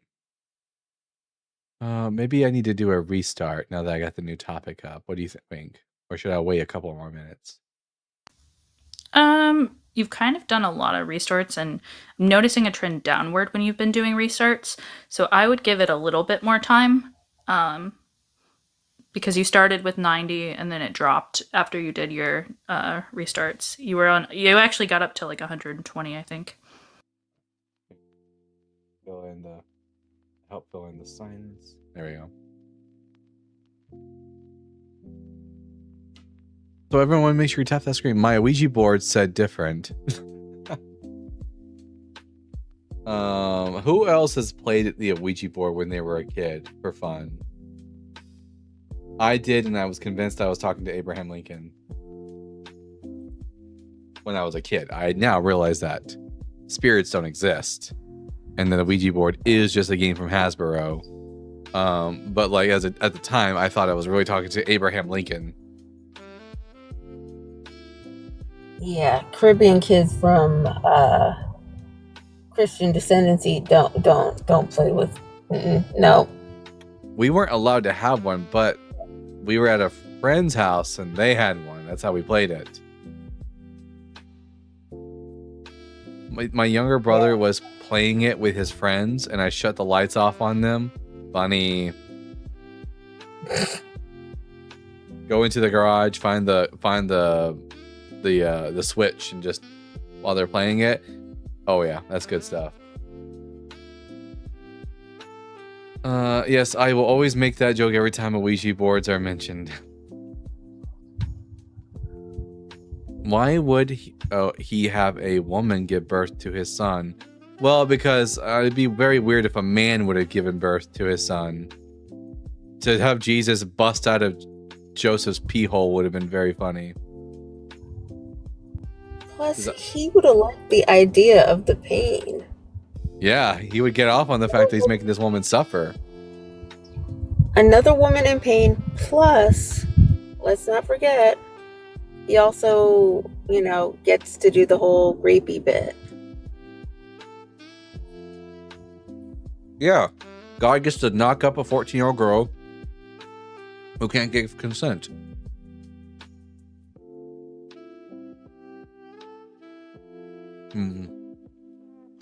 She did not suffer? Stanley, have you ever given birth to a child? And Have you ever carried one to term? Just carrying one to term. Forget the giving birth. That's a whole separate thing. yeah, like holy shit. It's listen, even I'm not stupid enough to say that childbirth is not painful, but Stanley wants to come up. Stanley, I'm going to ask you 3 preliminary questions, and then we'll get to the conversation. Question number 1, are you at least 18 years old? Yeah, I'm 24. And what pronouns do you go by? He, him, his. And are you a Christian? I wouldn't say necessarily Christian, but I don't think... do you believe in Yahweh? Parts. Makes sense. Okay, why does God hate women? Hello? Why does God hate women? I said he didn't.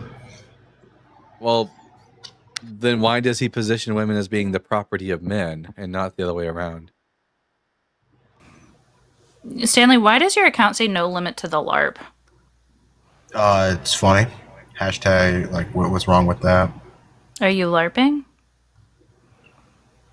No, I wouldn't say I'm LARPing right now. I'll tell you when LARP mode gets activated. But I do have to say, when I do debate people, it is me metaphorically scatting into your mouth. I just want to let you to know that, so get prepared. Sure, whatever you say, bud. Why does your God position women as being the property of a man? Where does he say that? Exodus 20, verse 17. You shall not covet your neighbor's house, woman, male or female slaves, ox, donkey, or anything which belongs to your neighbor. What does a house and livestock and slaves have in common? Yeah, can't tell you.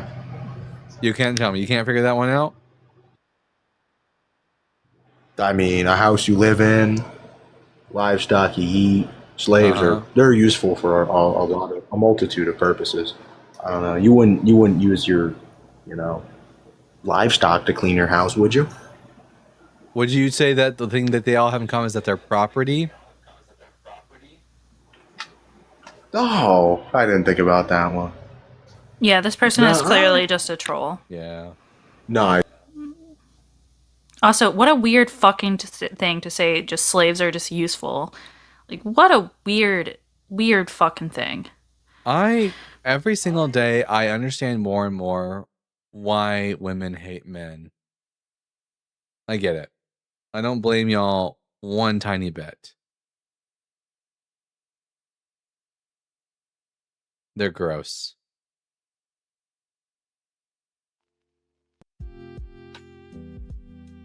Jesus Christ. Are there any not cringy Christians who would like to come up and tell me why does your God hate women? As a man, I'm choosing the bear, yeah. Men like Stanley aren't lonely enough. I agree. Well, it's crazy because when we ask men the same question on whether you would prefer like your daughter being alone with like a man or anything, or versus a woman, like they clearly don't trust themselves. Also, why is it that Christian men don't understand the concept of consent? So I've already declined now 3 times you coming up again, Stanley. And yet, you know what? If you ask to come up again, I'll just let you sit in my box and you can listen to us shit on you. Because I won't accept you up and none of my mods are going to accept you up. So you can just sit your ass right there in the box and listen to us talk shit about you. Anyways, Alina says, I'm new here. Context, please. We are talking about Yahweh, the God of Abraham, Isaac, and Jacob. And we're asking the question of why does this God seem to hate women? And why does he seem to produce some of the worst men that ever did disgrace the earth? Like, I understand now why these Christian men like girls that are young. It's because the mature women wouldn't put up with this shit. Oh yeah. When I was younger, I absolutely would like just let the absolute worst things happen to me as far as men's behavior. And the more that I got older, the longer periods of like singleness that I had, and the happier I became, because I didn't have to constantly worry about someone cheating on me or making me do all the labor in the household, me paying the bills a lot of times and doing the labor, and then just also all the other behaviors that were associated. No fucks given says maybe Yahweh would like women more if they had foreskins. Yeah, if y'all had dicks, Yahweh would respect you more, apparently. But then again, Yahweh doesn't seem to like trans women either, so. This is why I did this as my backdrop. Hold on, let me find it.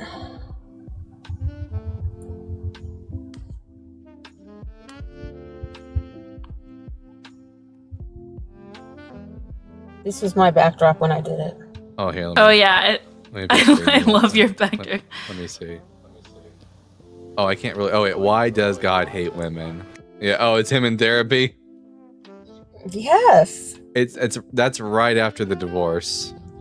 My personal like lore in my head is that, you know, because there used to be Yahweh and his Asherah, and then Asherah got tired of his shit, divorced him. He got super sour, and that's when he created like the mainstream versions of his religions, which were very anti-woman. What do you think, Kay, about Texas mandating Bible verses to be read and discussed in classrooms? I really hope it blows up in Texas's face. I hope it makes more people into atheists. God loves everyone. No, he doesn't love you, Sarah. I don't think they're going to focus on reading the whole thing. I think it's only specific scriptures and so on. But the scary part is that they're going to start this in the first grade. Hopefully, you get a lot of teachers who engage in what's it called? Malicious compliance. Yeah. Sarah, your God thinks that you deserve to be the property of a man. Why don't you come on up and we can talk about that?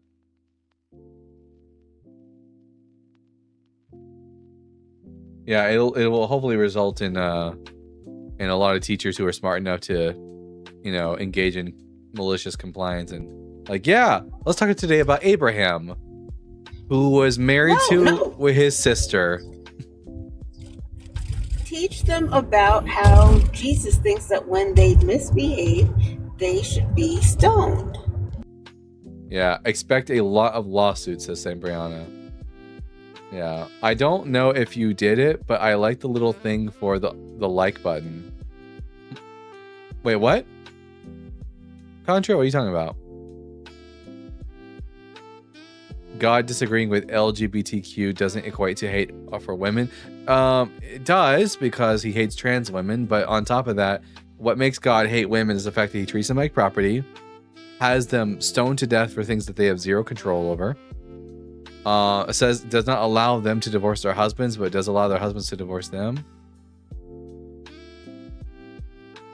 You can say that, Sarah, but the evidence is to the contrary. Sarah, why don't you come up and have a conversation? The entire panel are women, so you can talk to us. We've all read through the text, or at least I think Empress and I am not as familiar with Scientific Snitch's background on this, but I'm sure she's read a good bit of it. In undergraduate, I actually had to read the entire Old Testament and analyze it for an honors class. So yeah. So yes, and Snitch as well. I thought I heard you say something like that, but I didn't want to. But yeah, you're more than welcome to come up. We don't bite. We're actually pretty kind to the women that come up on this topic because we believe that you've been indoctrinated, or at least I do. Someone said, Ricky said, I thought you were going to take the day off. What happened? I can't help myself because I'm a glutton for punishment. I'm a masochist who loves torturing my brain with dumb people. All right. YFW Cole, are you at least 18 years old? Yeah, I'm 21. And what pronouns do you go by? He, him. And are you a believer in the God of Israel, Yahweh? Yes. All right. Why does God hate women? Because he's misogynistic. Are you okay with that? You worship, you know that your God's misogynistic and you're okay with that? Yeah. So you're just a piece of shit. Yeah. And you ladies have anything else you got to say about him? Is that like the only thing? Why does he hate women? I said, do you ladies have anything to say about this guy? I mean, you should get off your phone because women invented Wi-Fi. I don't use Wi-Fi. I use a direct connect pod. I use multiple different things. So. I know. I'm not convinced that this is actually an adult. No, I am. No, you're not. Women also invented the ability to frequency hop, so this includes your cellular cell. Boom. Turn off your phone. Let people use their subjective morality. Ain't that what you believe? Yeah, and I will. They can use whatever subjective morality they want to. Don't expect there to be no consequences, though. WBOTY. Are you at least 18 years old? Yeah, I'm 21. And what pronouns do you go by? He, him. Love all these 20-something-year-olds coming up. And do you worship God? Yes. Why does God hate women? Because he's misogynistic. It's the same guy. You're just the same fucking guy, aren't you? You're just the same. You're just the same loser we just talked to. Okay, Sarah, you see this? This is what happens all the time when we talk to Christians. Do you want to come up and try and rectify this if you're still in here? Because I've ran this topic. Empress has ran this topic. Dalton has ran this topic. It's 99% men that come up and tell us why the fuck we're wrong and then about 15 to 20%. I don't know the exact numbers, but I'm just giving a whereabout of men that just say that they don't care. I just think that these guys would do well to get pegged, and maybe they would loosen up in more ways than one. Oh yeah, I mean, you know, the God did put their fun button back there, so That's true. Okay, let's see if this is the same loser we just talked to twice, or if it's someone else. IBMW News, are you at least 18 years old? Yeah, I'm 18. All right, and what pronouns do you go by? That's the same dude. yeah. They all sound the same to me. I can't tell the difference. If God doesn't exist, you're not wrong, and right don't exist without God. Well, that's false. But L take King Champ 7777. God damn, how many sevens you gotta have in your name? You can't join, Sarah? Yeah, that's what she's been saying this whole time. Oh yeah, I don't have an add button for her either. That's weird. Yeah, I can't even invite her. Music something. Are you at least 18 years old? I'm back. No, you're not. SpongeBob Lover 67. Are you at least 18 years old? Do you know Darius died? Anyways. I just know the guy has a broccoli haircut. Yeah, he is really pathetic. Fetus deletus? Absolutely. Probably the same cunt coming back up to talk to us again. Underground Archive. Hello. Goodbye. Man, this is really pathetic at this point.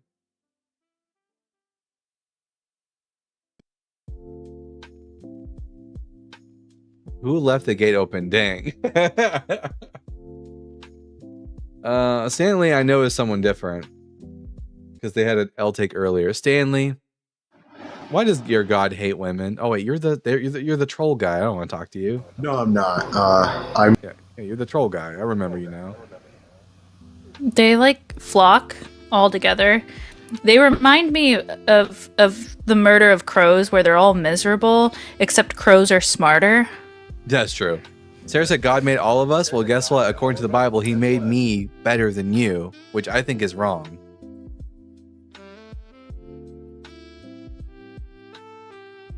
This is God's best right there. It is God's best. Just a bunch of, just a bunch of dumbass 20-something-year-old guys.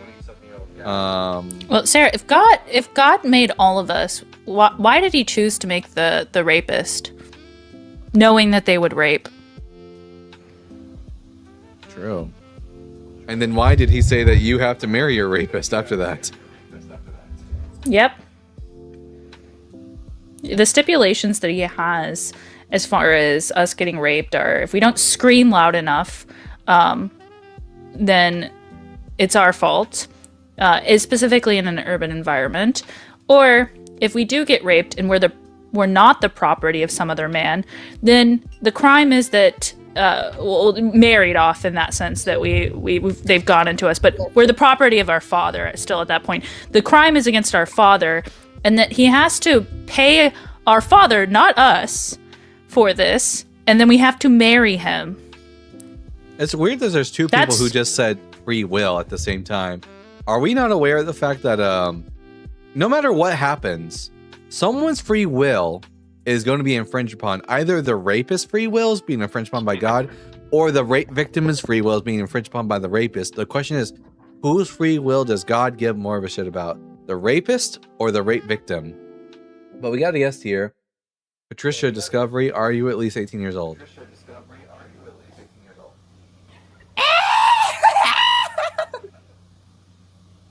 Gross. I'm convinced that this is mental illness at this point. Yeah. There was a guy earlier who literally told me to my face that he didn't want me to be able to vote. Let me guess. They were a Christian? Yep. Shocker. Wow. How did I predict that? For all y'all who are asking right now, Yes, these I am eating pickles. Atheists can't say rape is objectively bad. King Champ, why do you like to pretend like you have objective morals? Your God had innocent women raped for something they didn't do, and you want to sit here and pretend like we're in the wrong because we believe in subjective morals? Fuck off with that. You know, it's weird. They always say things like that. Like, we can't say it's objectively wrong to be raped. But if I was to put him in a cell with a really big, buff guy who was just determined to get his pucker, I bet he'd change his mind. I bet at that moment he'd feel like he knows that rape is objectively wrong. But you know, details. Have any of you guys read any Thomistic works? I read the Summa Theologica when I was a Christian. The God of classical theism has nothing to do with the God of the Bible. I have a debate. Ybot, we know Ybot, Wbot, Y2. We know it's you. It's the same account, but a 2 at the end. We're not dumb like you. Yeah. Nice try, bud. Did you read about the Messianic Rooster? I haven't yet, but I have it. I still have it up on my. It's still up on my like tabs. I haven't closed it out yet, and I'm going to read it. I swear to you, Terry Fall. But thank you so much. And also, W to Carissa Wheeland for sending 20 the Bible Guy gift memberships. Big W to Carissa. Starting off July in the right way. Thank you so much, W. Carissa.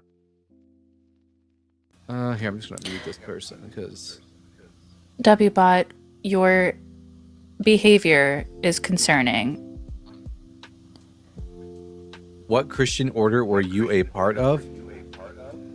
I was Catholic. I was Latin Catholic. If you meant like, did I want to join one of the religious orders? I wanted to become a Dominican friar, but then I left Christianity.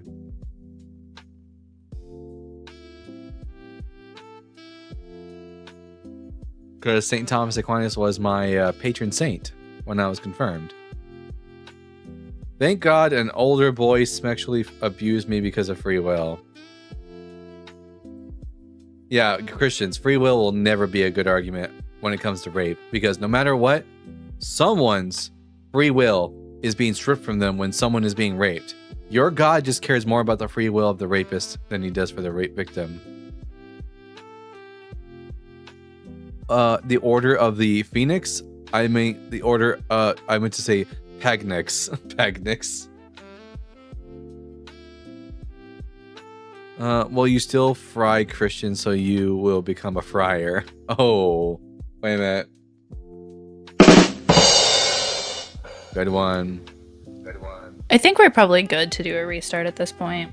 All right, here we go. It's been an hour. We'll do a restart. Yeah. Ladies, come guest, back. Yeah, I was about to say host. Come.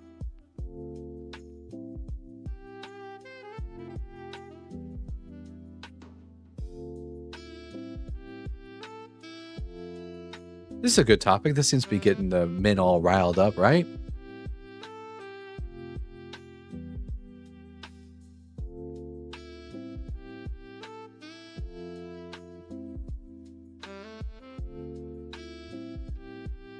Let me know in the YouTube comment section what you guys think.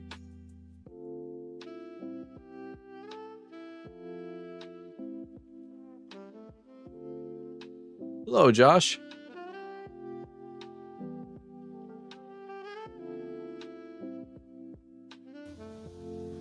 Hello, Ashland. Hello.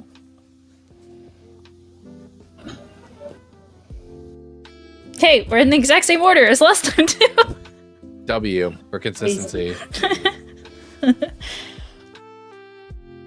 Why? Someone said.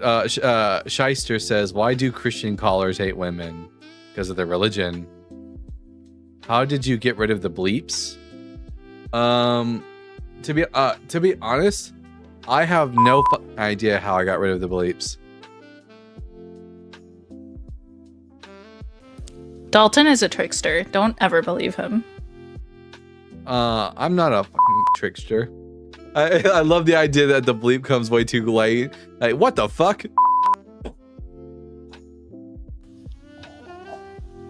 I just realized it's July. What the fuck? Time be flying when you're being mentally abused by Christians.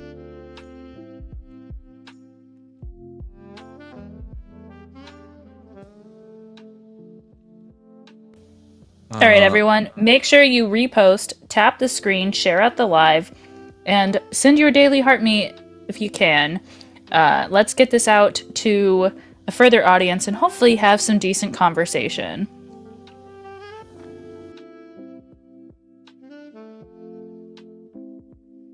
Let's see. Put my phone on the charger. Ashlyn says that most of the games I play are super violent. It's true. I didn't even notice this until you pointed it out today.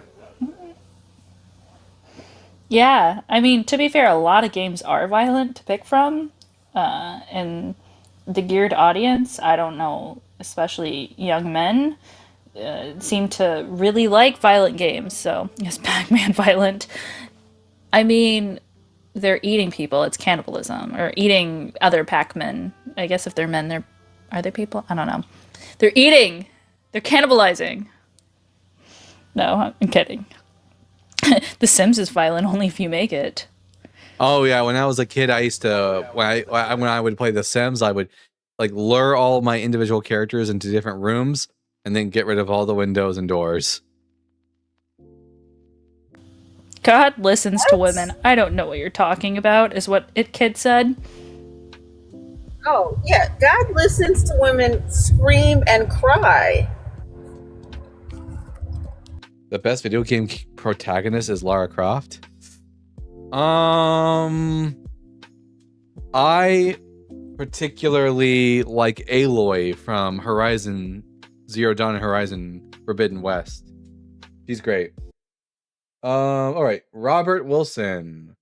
Robert, are you at least 18 years old? Yes, sir. I'm 24 years old. All right, and what pronouns do you go by? Him. And do you believe in the God of the Bible? Yes, sir. All right, why does God hate women? Oh man, I was used to your last prompt, but yeah, I can address that. I don't think God hates women. I think the order went as God created men first, and then he took the rib out of a man and then created a woman, would have been Eve. So why does he treat them like shit? Why is he like make it to where women don't get all the same rights as a man? It doesn't matter what order you get created. Okay, could you provide a book, chapter, and verse like where God hates Also, that's women? just biologically false. Yeah, it's biologically false, but Yeah. How do you clone? How do you do a biological clone and get something different? Well, ma'am, I just believe what the Bible says. God, He works in order.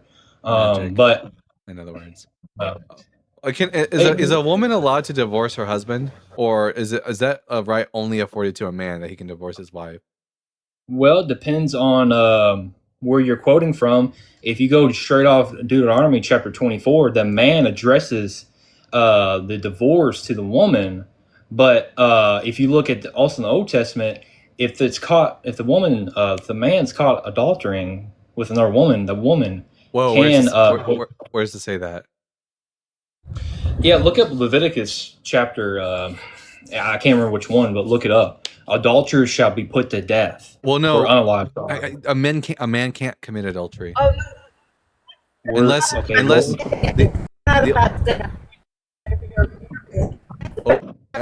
you're cutting out. Empress, your signal's really bad. The only way a man can be guilty of adultery is if he sleeps with a woman who is already married. If she's not married, it's not adultery. Sure, but yeah, if we look at the New Testament, Matthew chapter 19, verse 9, Jesus says, I'm going to turn to it real quick. Yeah, that they can't divorce except for sexual immorality, but there's nothing sexually Yeah. immoral about a man sleeping with multiple women in the Hebrew Bible. Well, it was never supposed to be like that, because in the same chapter, Matthew chapter 19. Wait, so God was wrong? No, it was never supposed to be like that way, man. But these are God's laws. Yeah, absolutely. Because if you read in Deuteronomy in Matthew 19, it has all the information you need. No, that's not true. Well, let me read a couple passages to you. I'm very familiar with Matthew chapter 19. It's the laws of divorce, and then it goes into eunuchs and who gets into heaven. I've read Matthew chapter 19. I'm very familiar with what it says. But that's not the same thing. Your God is Yahweh. It's the same God. And this God is the one that made the laws. He just says, don't divorce except for sexual immorality. That's what Jesus is saying. And he's just taking from the Pentateuch and explaining it, something called building a fence around the Torah. He's developing a way in which it would be more difficult to break. But it does not specifically say that in these laws that women were allowed to divorce or that men weren't allowed to divorce. That's just not what it's saying. You have to go back to the text that he's kind of referencing to have this understanding. We don't go to the New Testament to understand the laws of the Old Testament. We go straight to the Old Testament and understand those laws. Well, the Old Testament was a like a schoolmaster for the Israel to bring them to Christ. So it's always been that the New Testament. That's Paul's opinion, but Paul is wrong. Paul's wrong according to the Hebrew Bible. That is Paul's opinion. That's Paul's opinion as expressed in the book of Galatians. But this is getting away from the point. Why doesn't God allow a woman to divorce her husband? Again, I'm going to read. So let me read Matthew chapter 19, verse 9 to you. And I say to you, whoever divorces his wife except for immorality and marries another commits adultery. So whoever. Why doesn't God allow a woman to divorce her husband? Why is a woman not allowed to divorce her husband? Yes. Okay. The only one who's allowed to divorce people in the Bible is men. Why aren't women allowed to perform divorces? And even in Matthew 19, it doesn't say women can divorce. It's still not said there. Yeah. Okay, sure. Yeah. So you believe that only men can divorce? Yeah. Well, okay. I'm looking at another passage.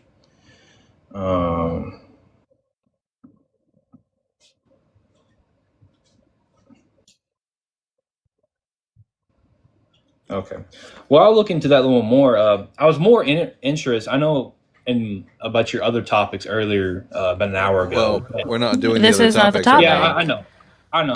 I was just more interested in that. But yeah, They're never you interested in talking about women in the Bible. Yeah, this is like another classic example of Christian men just, it doesn't really matter to me how other people are treated. It doesn't affect me, so I don't really care. Well, ma'am, I believe how women or men are treated. I think that matters. I think the support y'all try to use the Bible to support this. I don't think it's the correct way to go about it. Well, of course you don't, because you're a Christian. I have evidence of this. Yeah. I've spoken to scholars directly on this of the Hebrew Bible, and they absolutely agree with me that the one consistency is misogyny. In fact, this isn't contested really in lots of scholarship. In fact, even among Christians, they do not let women preach in churches and hold positions of power, including that of Catholicism, which makes up the largest amount of Christians. Like, it is the case that they absolutely do not consider women to hold the same degree of powers, and they don't allow the same systems for them. That is a form of hate. To oppress an individual is a form of hate. Okay. Well, host, I don't really got much other to say. if you wouldn't mind, I wouldn't mind messaging you about the other topics. I'd like just to learn about the other side and just kind of consider both ways. Well, you can call in on another day when I got a different topic going. Okay. I appreciate your time, sir. So, wait, before you leave, I just wanted to mention that, like, when women experience something called androgen insensitivity syndrome, they default to the female body parts. However, when men experience something like, for example, like an estrogen insensitivity, they don't experience a default to man. So, like, the thing here is that women are, like, the default, so men would not have been made first. Just wanted to clarify that. Okay. Well, you can drop me down, host. Appreciate all y'all's time. I don't want to talk about women. Of course you don't. Because the text is like really like one of the most damning parts of the text are how God treats women. It's very damning. Even my own father, when I confronted him on this issue, agreed and said, I honestly just don't know. And like my father doesn't, he's a Trump supporter who doesn't want to admit anything, or at least he used to be. John Malcolm is having a hard time loading in.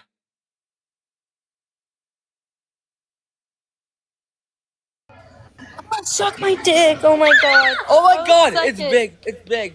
Ew, gross. Does anyone have a hard time believing that I came from the loins of that of a Trump voting person?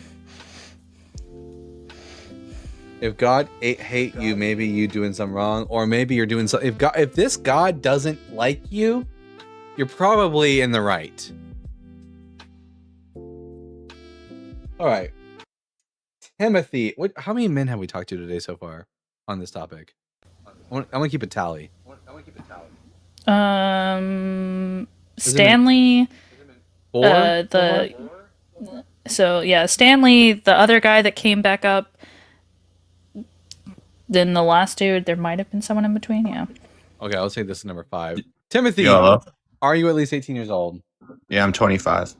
And what pronouns do you go by? I'm he, him. All right, and do you believe in the God of the Bible? Yeah, I'm Lutheran. Why does God hate women? Why do you think God hates women, bro?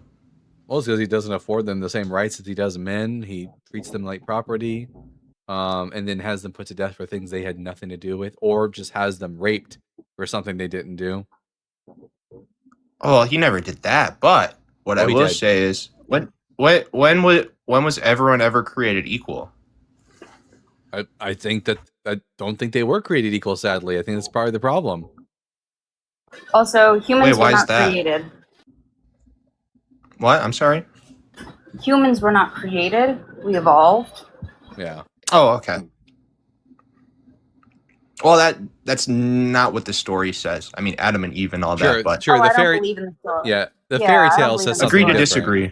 Agree to I disagree. believe in the genetics. Yeah, the fairy tale says something different. But why does God? You said have you believe in genetics. Why does God have Whoa. innocent women raped? When did he ever do that? Yeah, are you familiar with the story of David?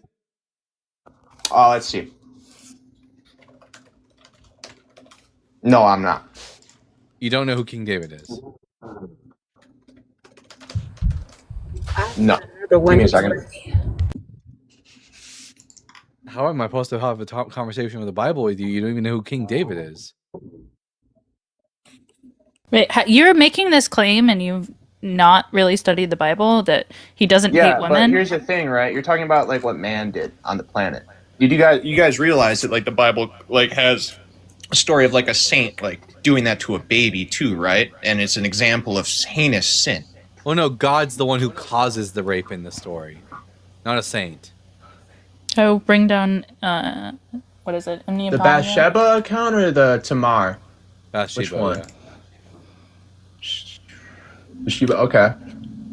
Not to mention, the rapist gets to marry the rape victim according to God, and according to that, it's like just saying. Yeah, pretty shitty. But when God, called out David for what he did with Bathsheba, what was the punishment?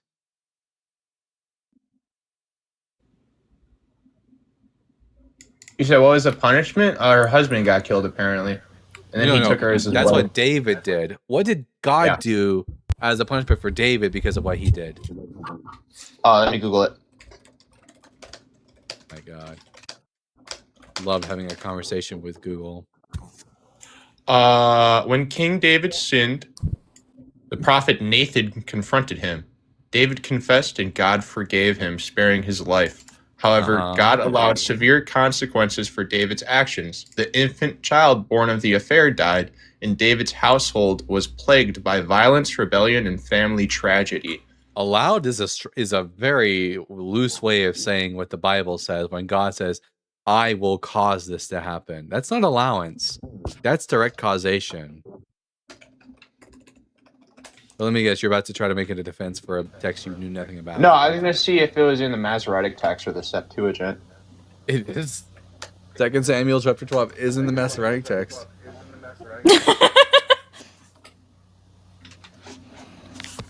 What's the Septuagint say? Septuagint, other translation of the Old Testament says... Why? Why am I going to go with a translation when I can just go to the Hebrew? It's the proper translation. I don't care about translations. It's actually I go to in your favor. Wait. Why would I go to a translation when I just go to the original Hebrew? Both are translation. The Masoretic text is also a translation. Both of these are translations. It is not a translation. What is the Google word it. trans? If you Google it, the Masoretic text is literally a translation. It's They're not both by Hebrew It's people. not a Yes. translation. You dumb fuck. What was 2 Samuel originally written in? What language? Dude, what language was 2 Samuel originally written in?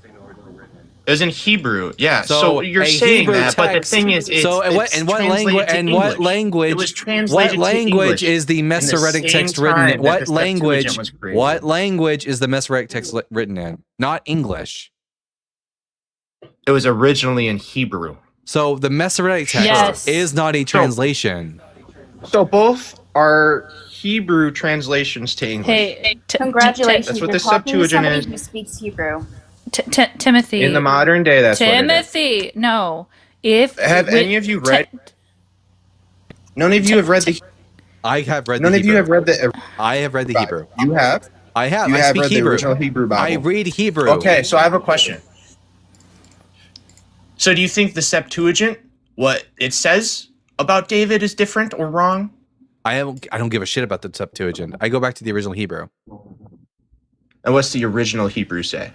Timothy, Yeah. it is the older text. So when you have scribes that translate it, there are errors that can be made. And then when you switch it to a different language, there are even more likelihood of errors. So you go back when we try to understand what the text originally says. Because we don't have original manuscripts, we try to go back and find the oldest copy possible. The Septuagint is not that. Yeah, it's okay, but the Masoretic text is written by Gloies, so I don't care. Oh, he's You are a literally talking to racist. somebody who speaks Hebrew. I'm not racist. Your Jesus was fucking Jewish. You dumb fucking idiot. He just wanted to. He just used an anti-Semitic Jesus was slur. a Jewish person. God, that's another thing. Not only are they misogynist, but they're also fucking racist. If you are a Christian and you bring up some anti-Semitic shit, that's all I gotta say about you, right there. No, Timothy, this is for you. I wrote you a song! It goes a little something like this! Fuck you! And blocked. Low-tier Christians who've never read the Bible, and then when they get called out on their shit, become anti-Semitic. Fuck you. It's so, like, Christians in this live, one of you has to be a decent person. Like, it has to be. Please come up and, like, explain it to us in a way that a decent human being can.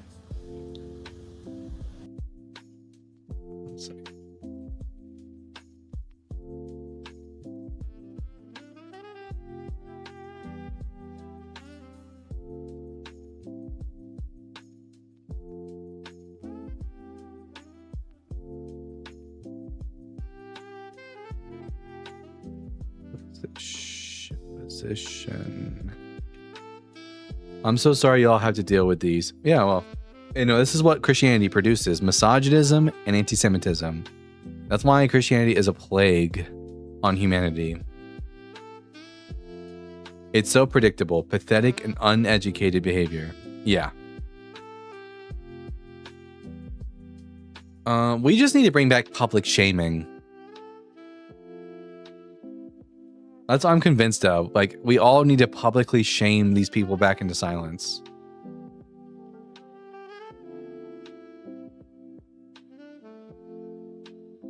Which Zero, I love that, Zero, you're in here, you're a Christian, and you're not even addressing the fact that what these guests are saying are wild and wrong. You're just going on saying, still love Jesus, do all these things, and just ignoring how people in your supposed flock are behaving. Like, why aren't y'all at least holding each other accountable? If there's supposedly good ones of y'all that are out there, because I damn straight know that when the atheist community, we see someone misbehave, we out them. Dave the Wave, fuck you, one, and what was that? I was saying I called. Right, yeah. I called somebody out, and a few nights ago, and dropped a video on them yesterday. So yeah. There you go. Yeah, you Christian men are just the worst. By the way, that was Christian man number 5. We've had 0 women and 5 men come up to tell me why God doesn't hate women.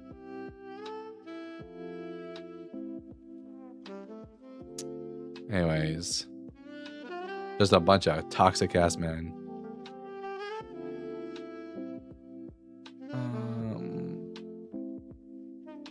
Maybe next time they start trying to talk over me, I drop the voice and it'll distract them long enough for them to shut the fuck up.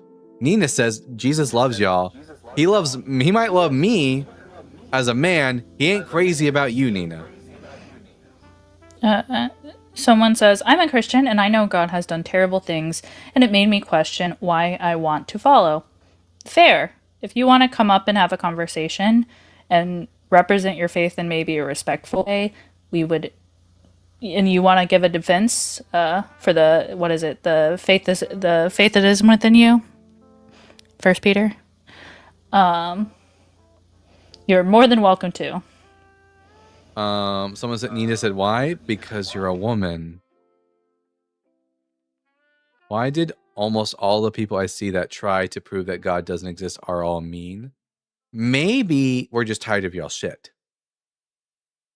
The number of times that y'all have come up and said that God's law is perfect and then defend slavery, misogyny, and the concept of hell and all of these other horrible concepts, yeah, it's really tiring. Like, severely tiring.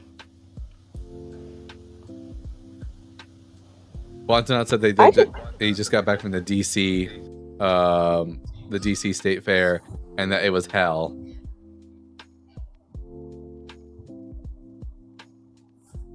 I just think it's interesting that they want to call saying that we don't believe in their God mean. That's cruelty to them. But they don't seem to see that he doesn't care about them. Yeah. Do you want to address Bronte? Bronte? I'm first and foremost, Empress? I'm muting you, Bronte, but I'm gonna let Empress address what you just said because you're spamming. Oh, let's see. Oh, they said that Obama, MLK, Rosa Parks, all these people were Christians. Yeah, so you should stop and ask yourself, how did they end up Christians? How did many African American people end up Christians? It wasn't because they were descended directly from people of the Levant. No, they were kidnapped and forced into that religion. In fact, if you go back and read the letter that King Leopold wrote to the missionaries, and I think it was like 1863, that evil motherfucker said in his letter that the people of Africa knew of God far better than he or the Christian missionaries could ever teach them. But you see, they were forced into it. They were sometimes beaten. They were raped. They were given nothing else to read. In fact, a special slave Bible was made for them. And this is the Bible is a book that says, you know what? Don't bother to fucking enjoy this life, but go ahead. Hope for the next life where you will also be a fucking slave. Right? Unless you happen to be one of the people of the Levant. You get to be a servant if you should live forever. You get to be a fucking slave again, which is why the Bible keeps telling you, be a good slave. Be a good slave, because that's all it ever intends for you. But you haven't read your Bible. Do not shit on the names of those wonderful people who were doing the best that they could in trying times and just wanted to get through this lifetime. Fuck you, sir. Mic drop. W Empress.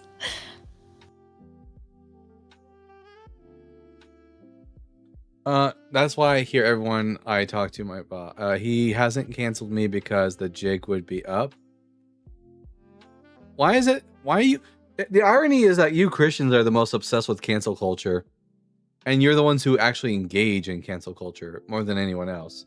As soon as Bud Light puts a trans woman up on their advertisement, suddenly y'all want to fucking cancel the shit out of Bud Light. I never have engaged in very much of cancel culture. Yeah, a lot of the times the cancel culture, like, yeah, sometimes does it go too far, but on the left, it's about, like, generally speaking, trying to prevent racism, misogyny, in other oppressive forms. Sometimes it gets its facts wrong, and it spreads, like, that's just going to happen in large groups. But the reason y'all on the right you see cancel culture is because of hate. The reason on the left is an attempt at least an attempt at being moral individuals. I'm not going to say either side gets it right, but at the same time, at least the left has this overarching value of trying to be a better society. It is. What was I going to say? Fuck me, I forgot. Zero, you're boring. Let me go back. Oh yeah, the Bud Light. The funniest thing about the whole Bud Light situation is that these conservative men are so stupid. They went out and they bought Bud Light just so they could, like, pour it out. They still got your money. It won. We were all talking about Bud Light. Their sales were not hurt in the least bit by you. Before you speak, ask yourself, does anyone on this panel bench 315? Why the fuck would anyone give a shit about whether or not we're going to bench 315? Wait, do you have a six-pack? Because Scientific Snitch definitely fucking does. Hey, yeah. Yeah.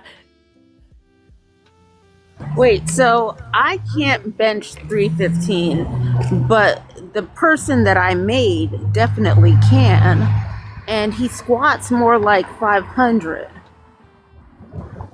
Exactly. I can bench 200. I used to be able to flag a pole. I'm out of shape now. I regularly bench like hundreds and hundreds of pounds worth of bullshit from Christians every day. So I think I'm in a pretty good position. I destroyed my body in the military. and then years of doing acrobats. Jeff says I can do an Eiffel Tower. I'm up too socially awkward to engage in Eiffel Tower business.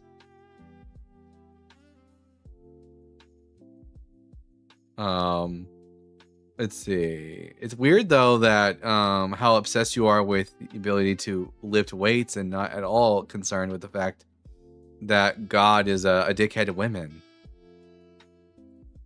Very, very knuckle dragger sort of mentality there. I big strong brawn man. I do things with hands. That's what they said. I just find it funny you're engaging with obvious rage bait. It's not rage bait. Your God is a dickhead to women, and we're pointing that out to everyone. If it's like on this topic, do you go into like other lives where like it's obviously a sensitive topic? Like, would you go into a live about like the Holocaust or slavery or like LGBTQI plus rights and be like, well, none of y'all can bench this weight? Like, it's just like weird that you're engaging on a topic of a sensitive issue in this way. It's performative pseudo masculinity. Yeah. And then when you get called out for it, you call it rage bait.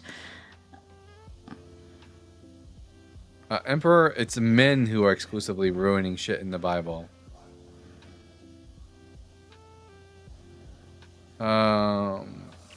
Anyways. Emperor, women ruin stuff, yeah.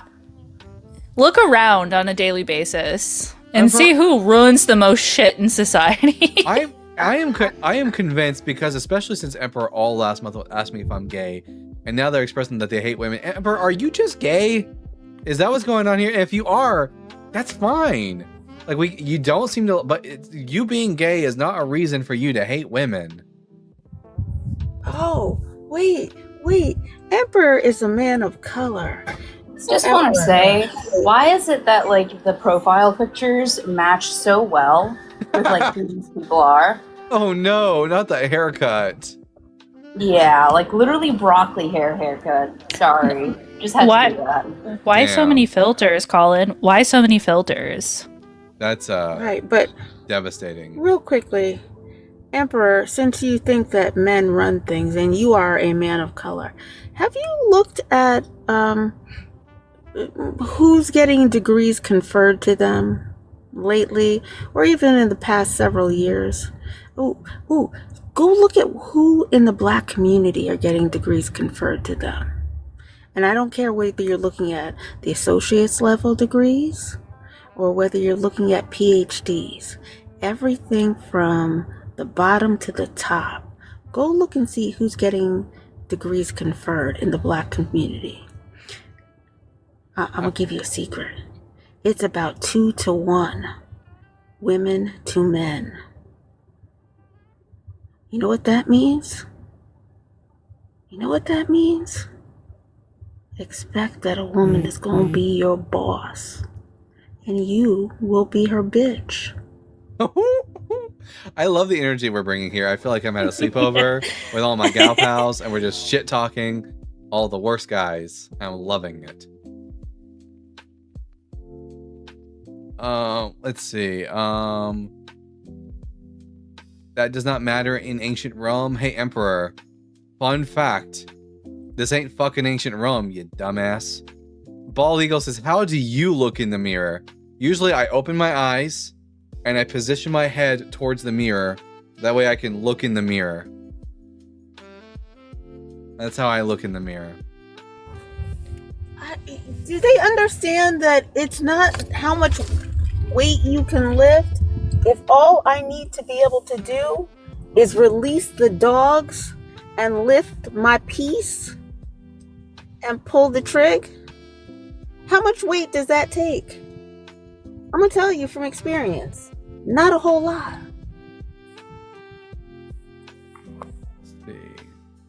Is there anyone who's brave enough to come up to tell us why it is that the God of the Bible hates women? Dave the No, Wave. because they're all cowards. Dave the Wave. do you understand that that's not what we're talking about right now? Also, 0, but that's not what we're talking about right now. Are still talking about it? Are talking about it? Are you an it now, Colin? You know what? I will designate Colin as an it now. And guess what, Colin? We don't talk to objects here, so mute.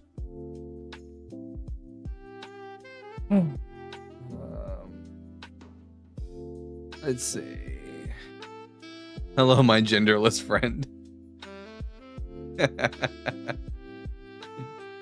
Oh man, being Christian sounds easy. You just say it out loud, out of context, but intelligent sounds better.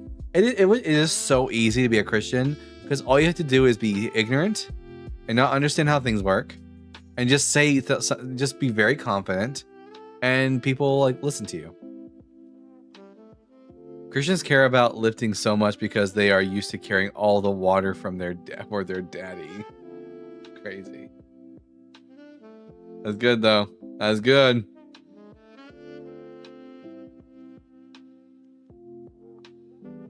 Let's see. You're just scared to go up and desperately begging for attention. That is true. Colin is like really desperate for attention, and it's so sad. Just FYI, the male loneliness epidemic is caused by y'all and the patriarchy.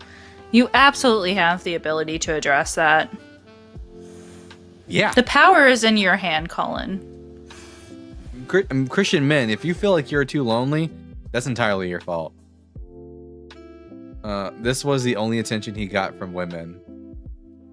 That's true.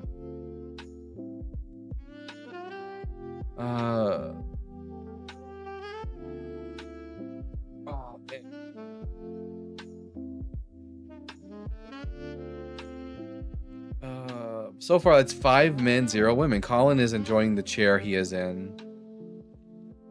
Lathe of Heaven, thank you for sharing the live. Lathe, would you like to come up and be on my panel?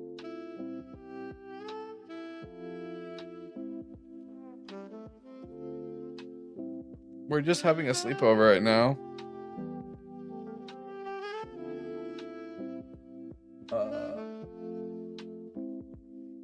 Sure, I like to hang out. Hell yeah. Here, let me add a little pizzazz to this live. I'm so sorry, Leith. I feel like every time you like DM me, I'm either asleep or I'm at work, and I can never like actually join the live. How dare you? How very much dare you? You're totally good. I just sometimes I'm like, hey, if there's anybody, because there's a person that I don't even know how to begin to explain things. No, I totally appreciate it. In fact, I love it when people send me lives and tells me that there's a Biogenesis on there. I try my best to hop straight to it if I really can. Yeah, that's what because I used to like I would call M's or Quanta, and I was like, sorry, I know I send you a lot. And they're like, no, send me. If I want to come talk to this. It's like, okay. That person Yes, please send me. According to God, the order is God, men, then women. Yeah, Emperor, we know. That's the fucking problem. All right. Actually, Emperor, if you follow Genesis 2, he made you as a slave. That's true. Trey, are you at least 18 years old? Yes. What pronouns do you go by? They, them. All right. And are you a believer in the God of the Bible? Yes. Why does God hate women? God doesn't hate women. Really? Then why does he systematically like lesser them than men, make them the objects that are owned by men, not allow them the same rights in the marital situation as men, and also punish them for things they don't do? Well, I don't think God does that. I think just the men in the world do that, and they can be like cruel. Nope, God's the one who punishes innocent women for things they don't do. Like in what ways? Like, for example, what happens to a woman that doesn't bleed the first time she has sex? What if she's gay? You're a troll. How does it feel being No. so? How does it feel being so pathetic? Let me know. Why don't you believe in God? Oh. Yeah, I don't believe in God because if there was a good God, people like you wouldn't exist. Let's see. Really quite pathetic, aren't they? Oh yeah. But there is, if we ever get one who's serious, there is one particular question, about the whole hating women. Because when they ask, well, how does he hate women? There's one particular one that I'd like to ask them about. If we ever get somebody who's serious. Yeah, and that's the thing is that these men, these boys, really cannot engage in any serious way with the Bible because they're just not mature enough to have the conversation. Don't call them boys. Because I think we do both men and people in general a disservice when you invalidate them by calling them boys. They're men chronologically. Now they may be stupid men, they may be lazy men, they may be ignorant men, they may be assholish, they may be assholish men, they may be intellectually deficient men, but they are still men. And I think when we start saying, "Oh, well, he's just a boy," we do ourselves a disservice. Perhaps you are right there. We'll just refer to them as man-child. Evolution is a biological process to a meal. Yes, a meal. It's crazy. Every time I go over to the YouTube side, they are having a whole different conversation than us in the comment section. Dalton wants someone not to exist. Does that mean he wants them dead? No, I want them to be better. If a good God existed... Sometimes I've been over on... What was that? What was that, Leif? I was going to make a comment about the comments, so Yeah. you go on. No, you go. The couple of times, a handful of times I've been over on YouTube for you and for Deconstruction Zone and stuff, it is like Thunderdome over there. Like, you think we go hard over here? They do not mess around over on YouTube. That is true. That is true. But yeah, when I say I'd rather these people not exist, what I mean by that is that I would rather that, a better version of them would exist. The version of them that wouldn't be so absolutely corrupted by their religion. Oh no, I'm okay with Mother Nature doing what she intends to and taking them the fuck out. And we can try again with a new badge. Try again with a new patch. YouTube is... This is I get really deep into Darwinism with this because I feel like the male loneliness epidemic is only another version of Darwinism, and it is how they are eliminating their genes from the gene pool. Hey, you know what? You're not wrong. You're not wrong. The Bible got... How do you get over the fear of hell or the thought that it is will? I got over the fear of hell when I realized how fabricated it was. When I learned the history of how hell, the concept of hell developed over the centuries. A good resource for this, by the way, would be Dr. Bart Ehrman's book, Heaven and Hell, A History of the Afterlife. Once you realize how absolutely fake hell is, then it becomes quite obvious. It becomes quite easy to not be afraid of it. Because to me, hell is no different than Helheim from Norse mythology. Now in my mind.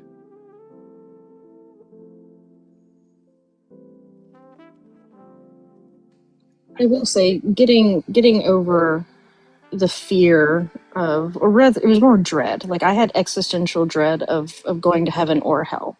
I had the dread of forever. Like, the thought of eternity, I don't like that. That really bothered me. And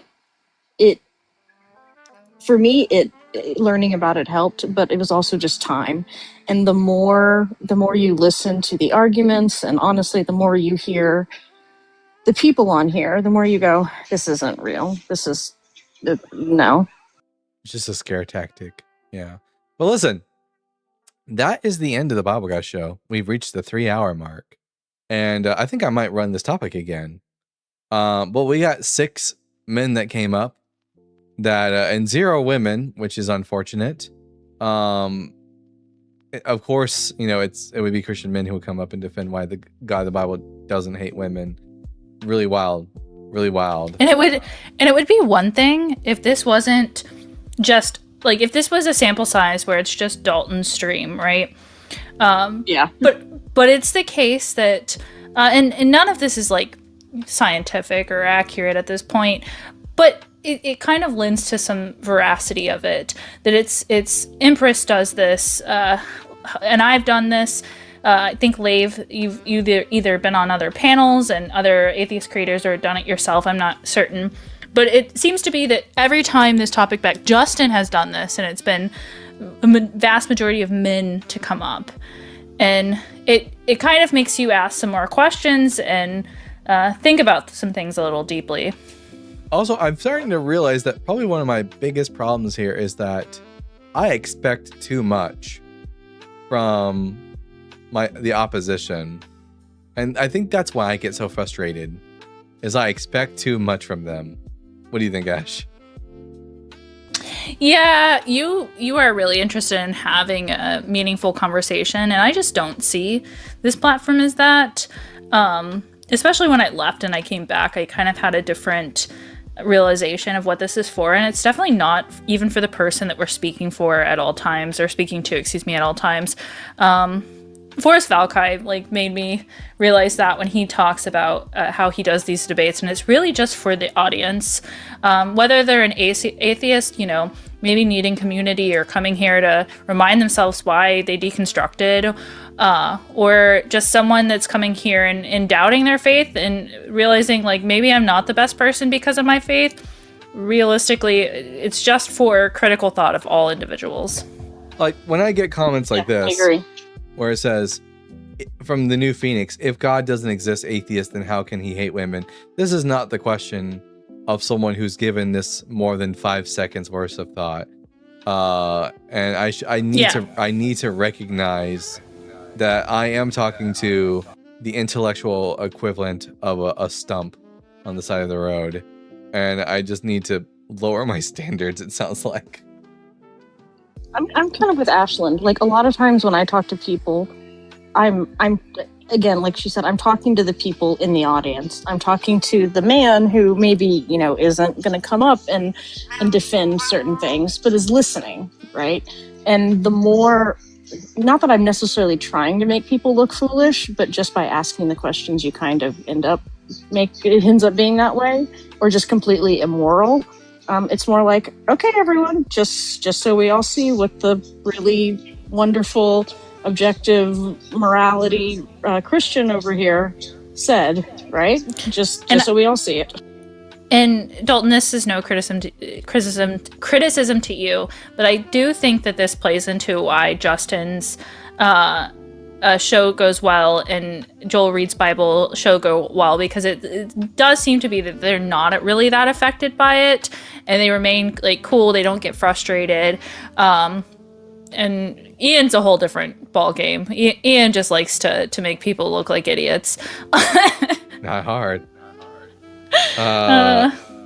Speaking of which, everyone, I'm going to send you all over to the Deconstruction Zone with Justin. Tell him that the Bible guy sent you. Wait, do you have time for? I think it might be a woman that's coming up. Oh, it's requesting him. Do you have time? Maybe we'll get one woman who wants to discuss the topic at hand. Ella Bella, are you at least 18 years old?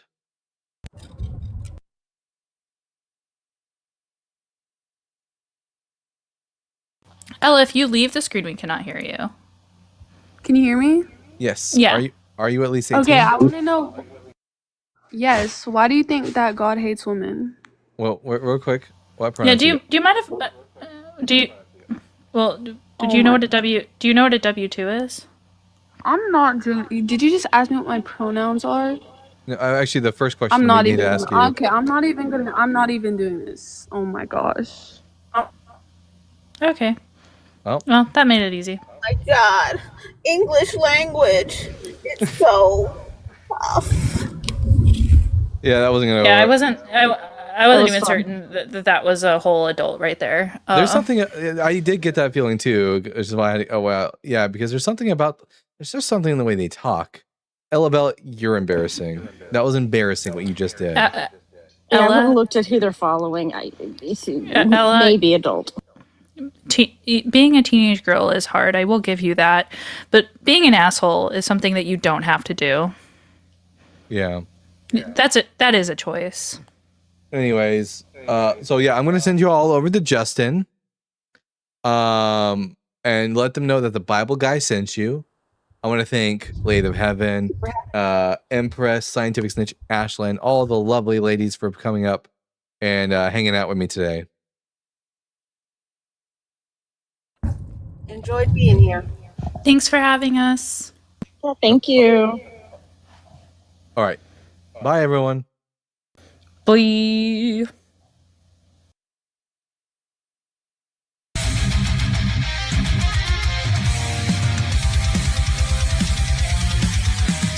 Born from dust and questioning fire, wielding truth like a sword of desire. Ancient scrolls and cosmic flame. He tears through myth, he breaks the chain. Echoes of prophets, the scars align. Knowledge and thunder intertwine.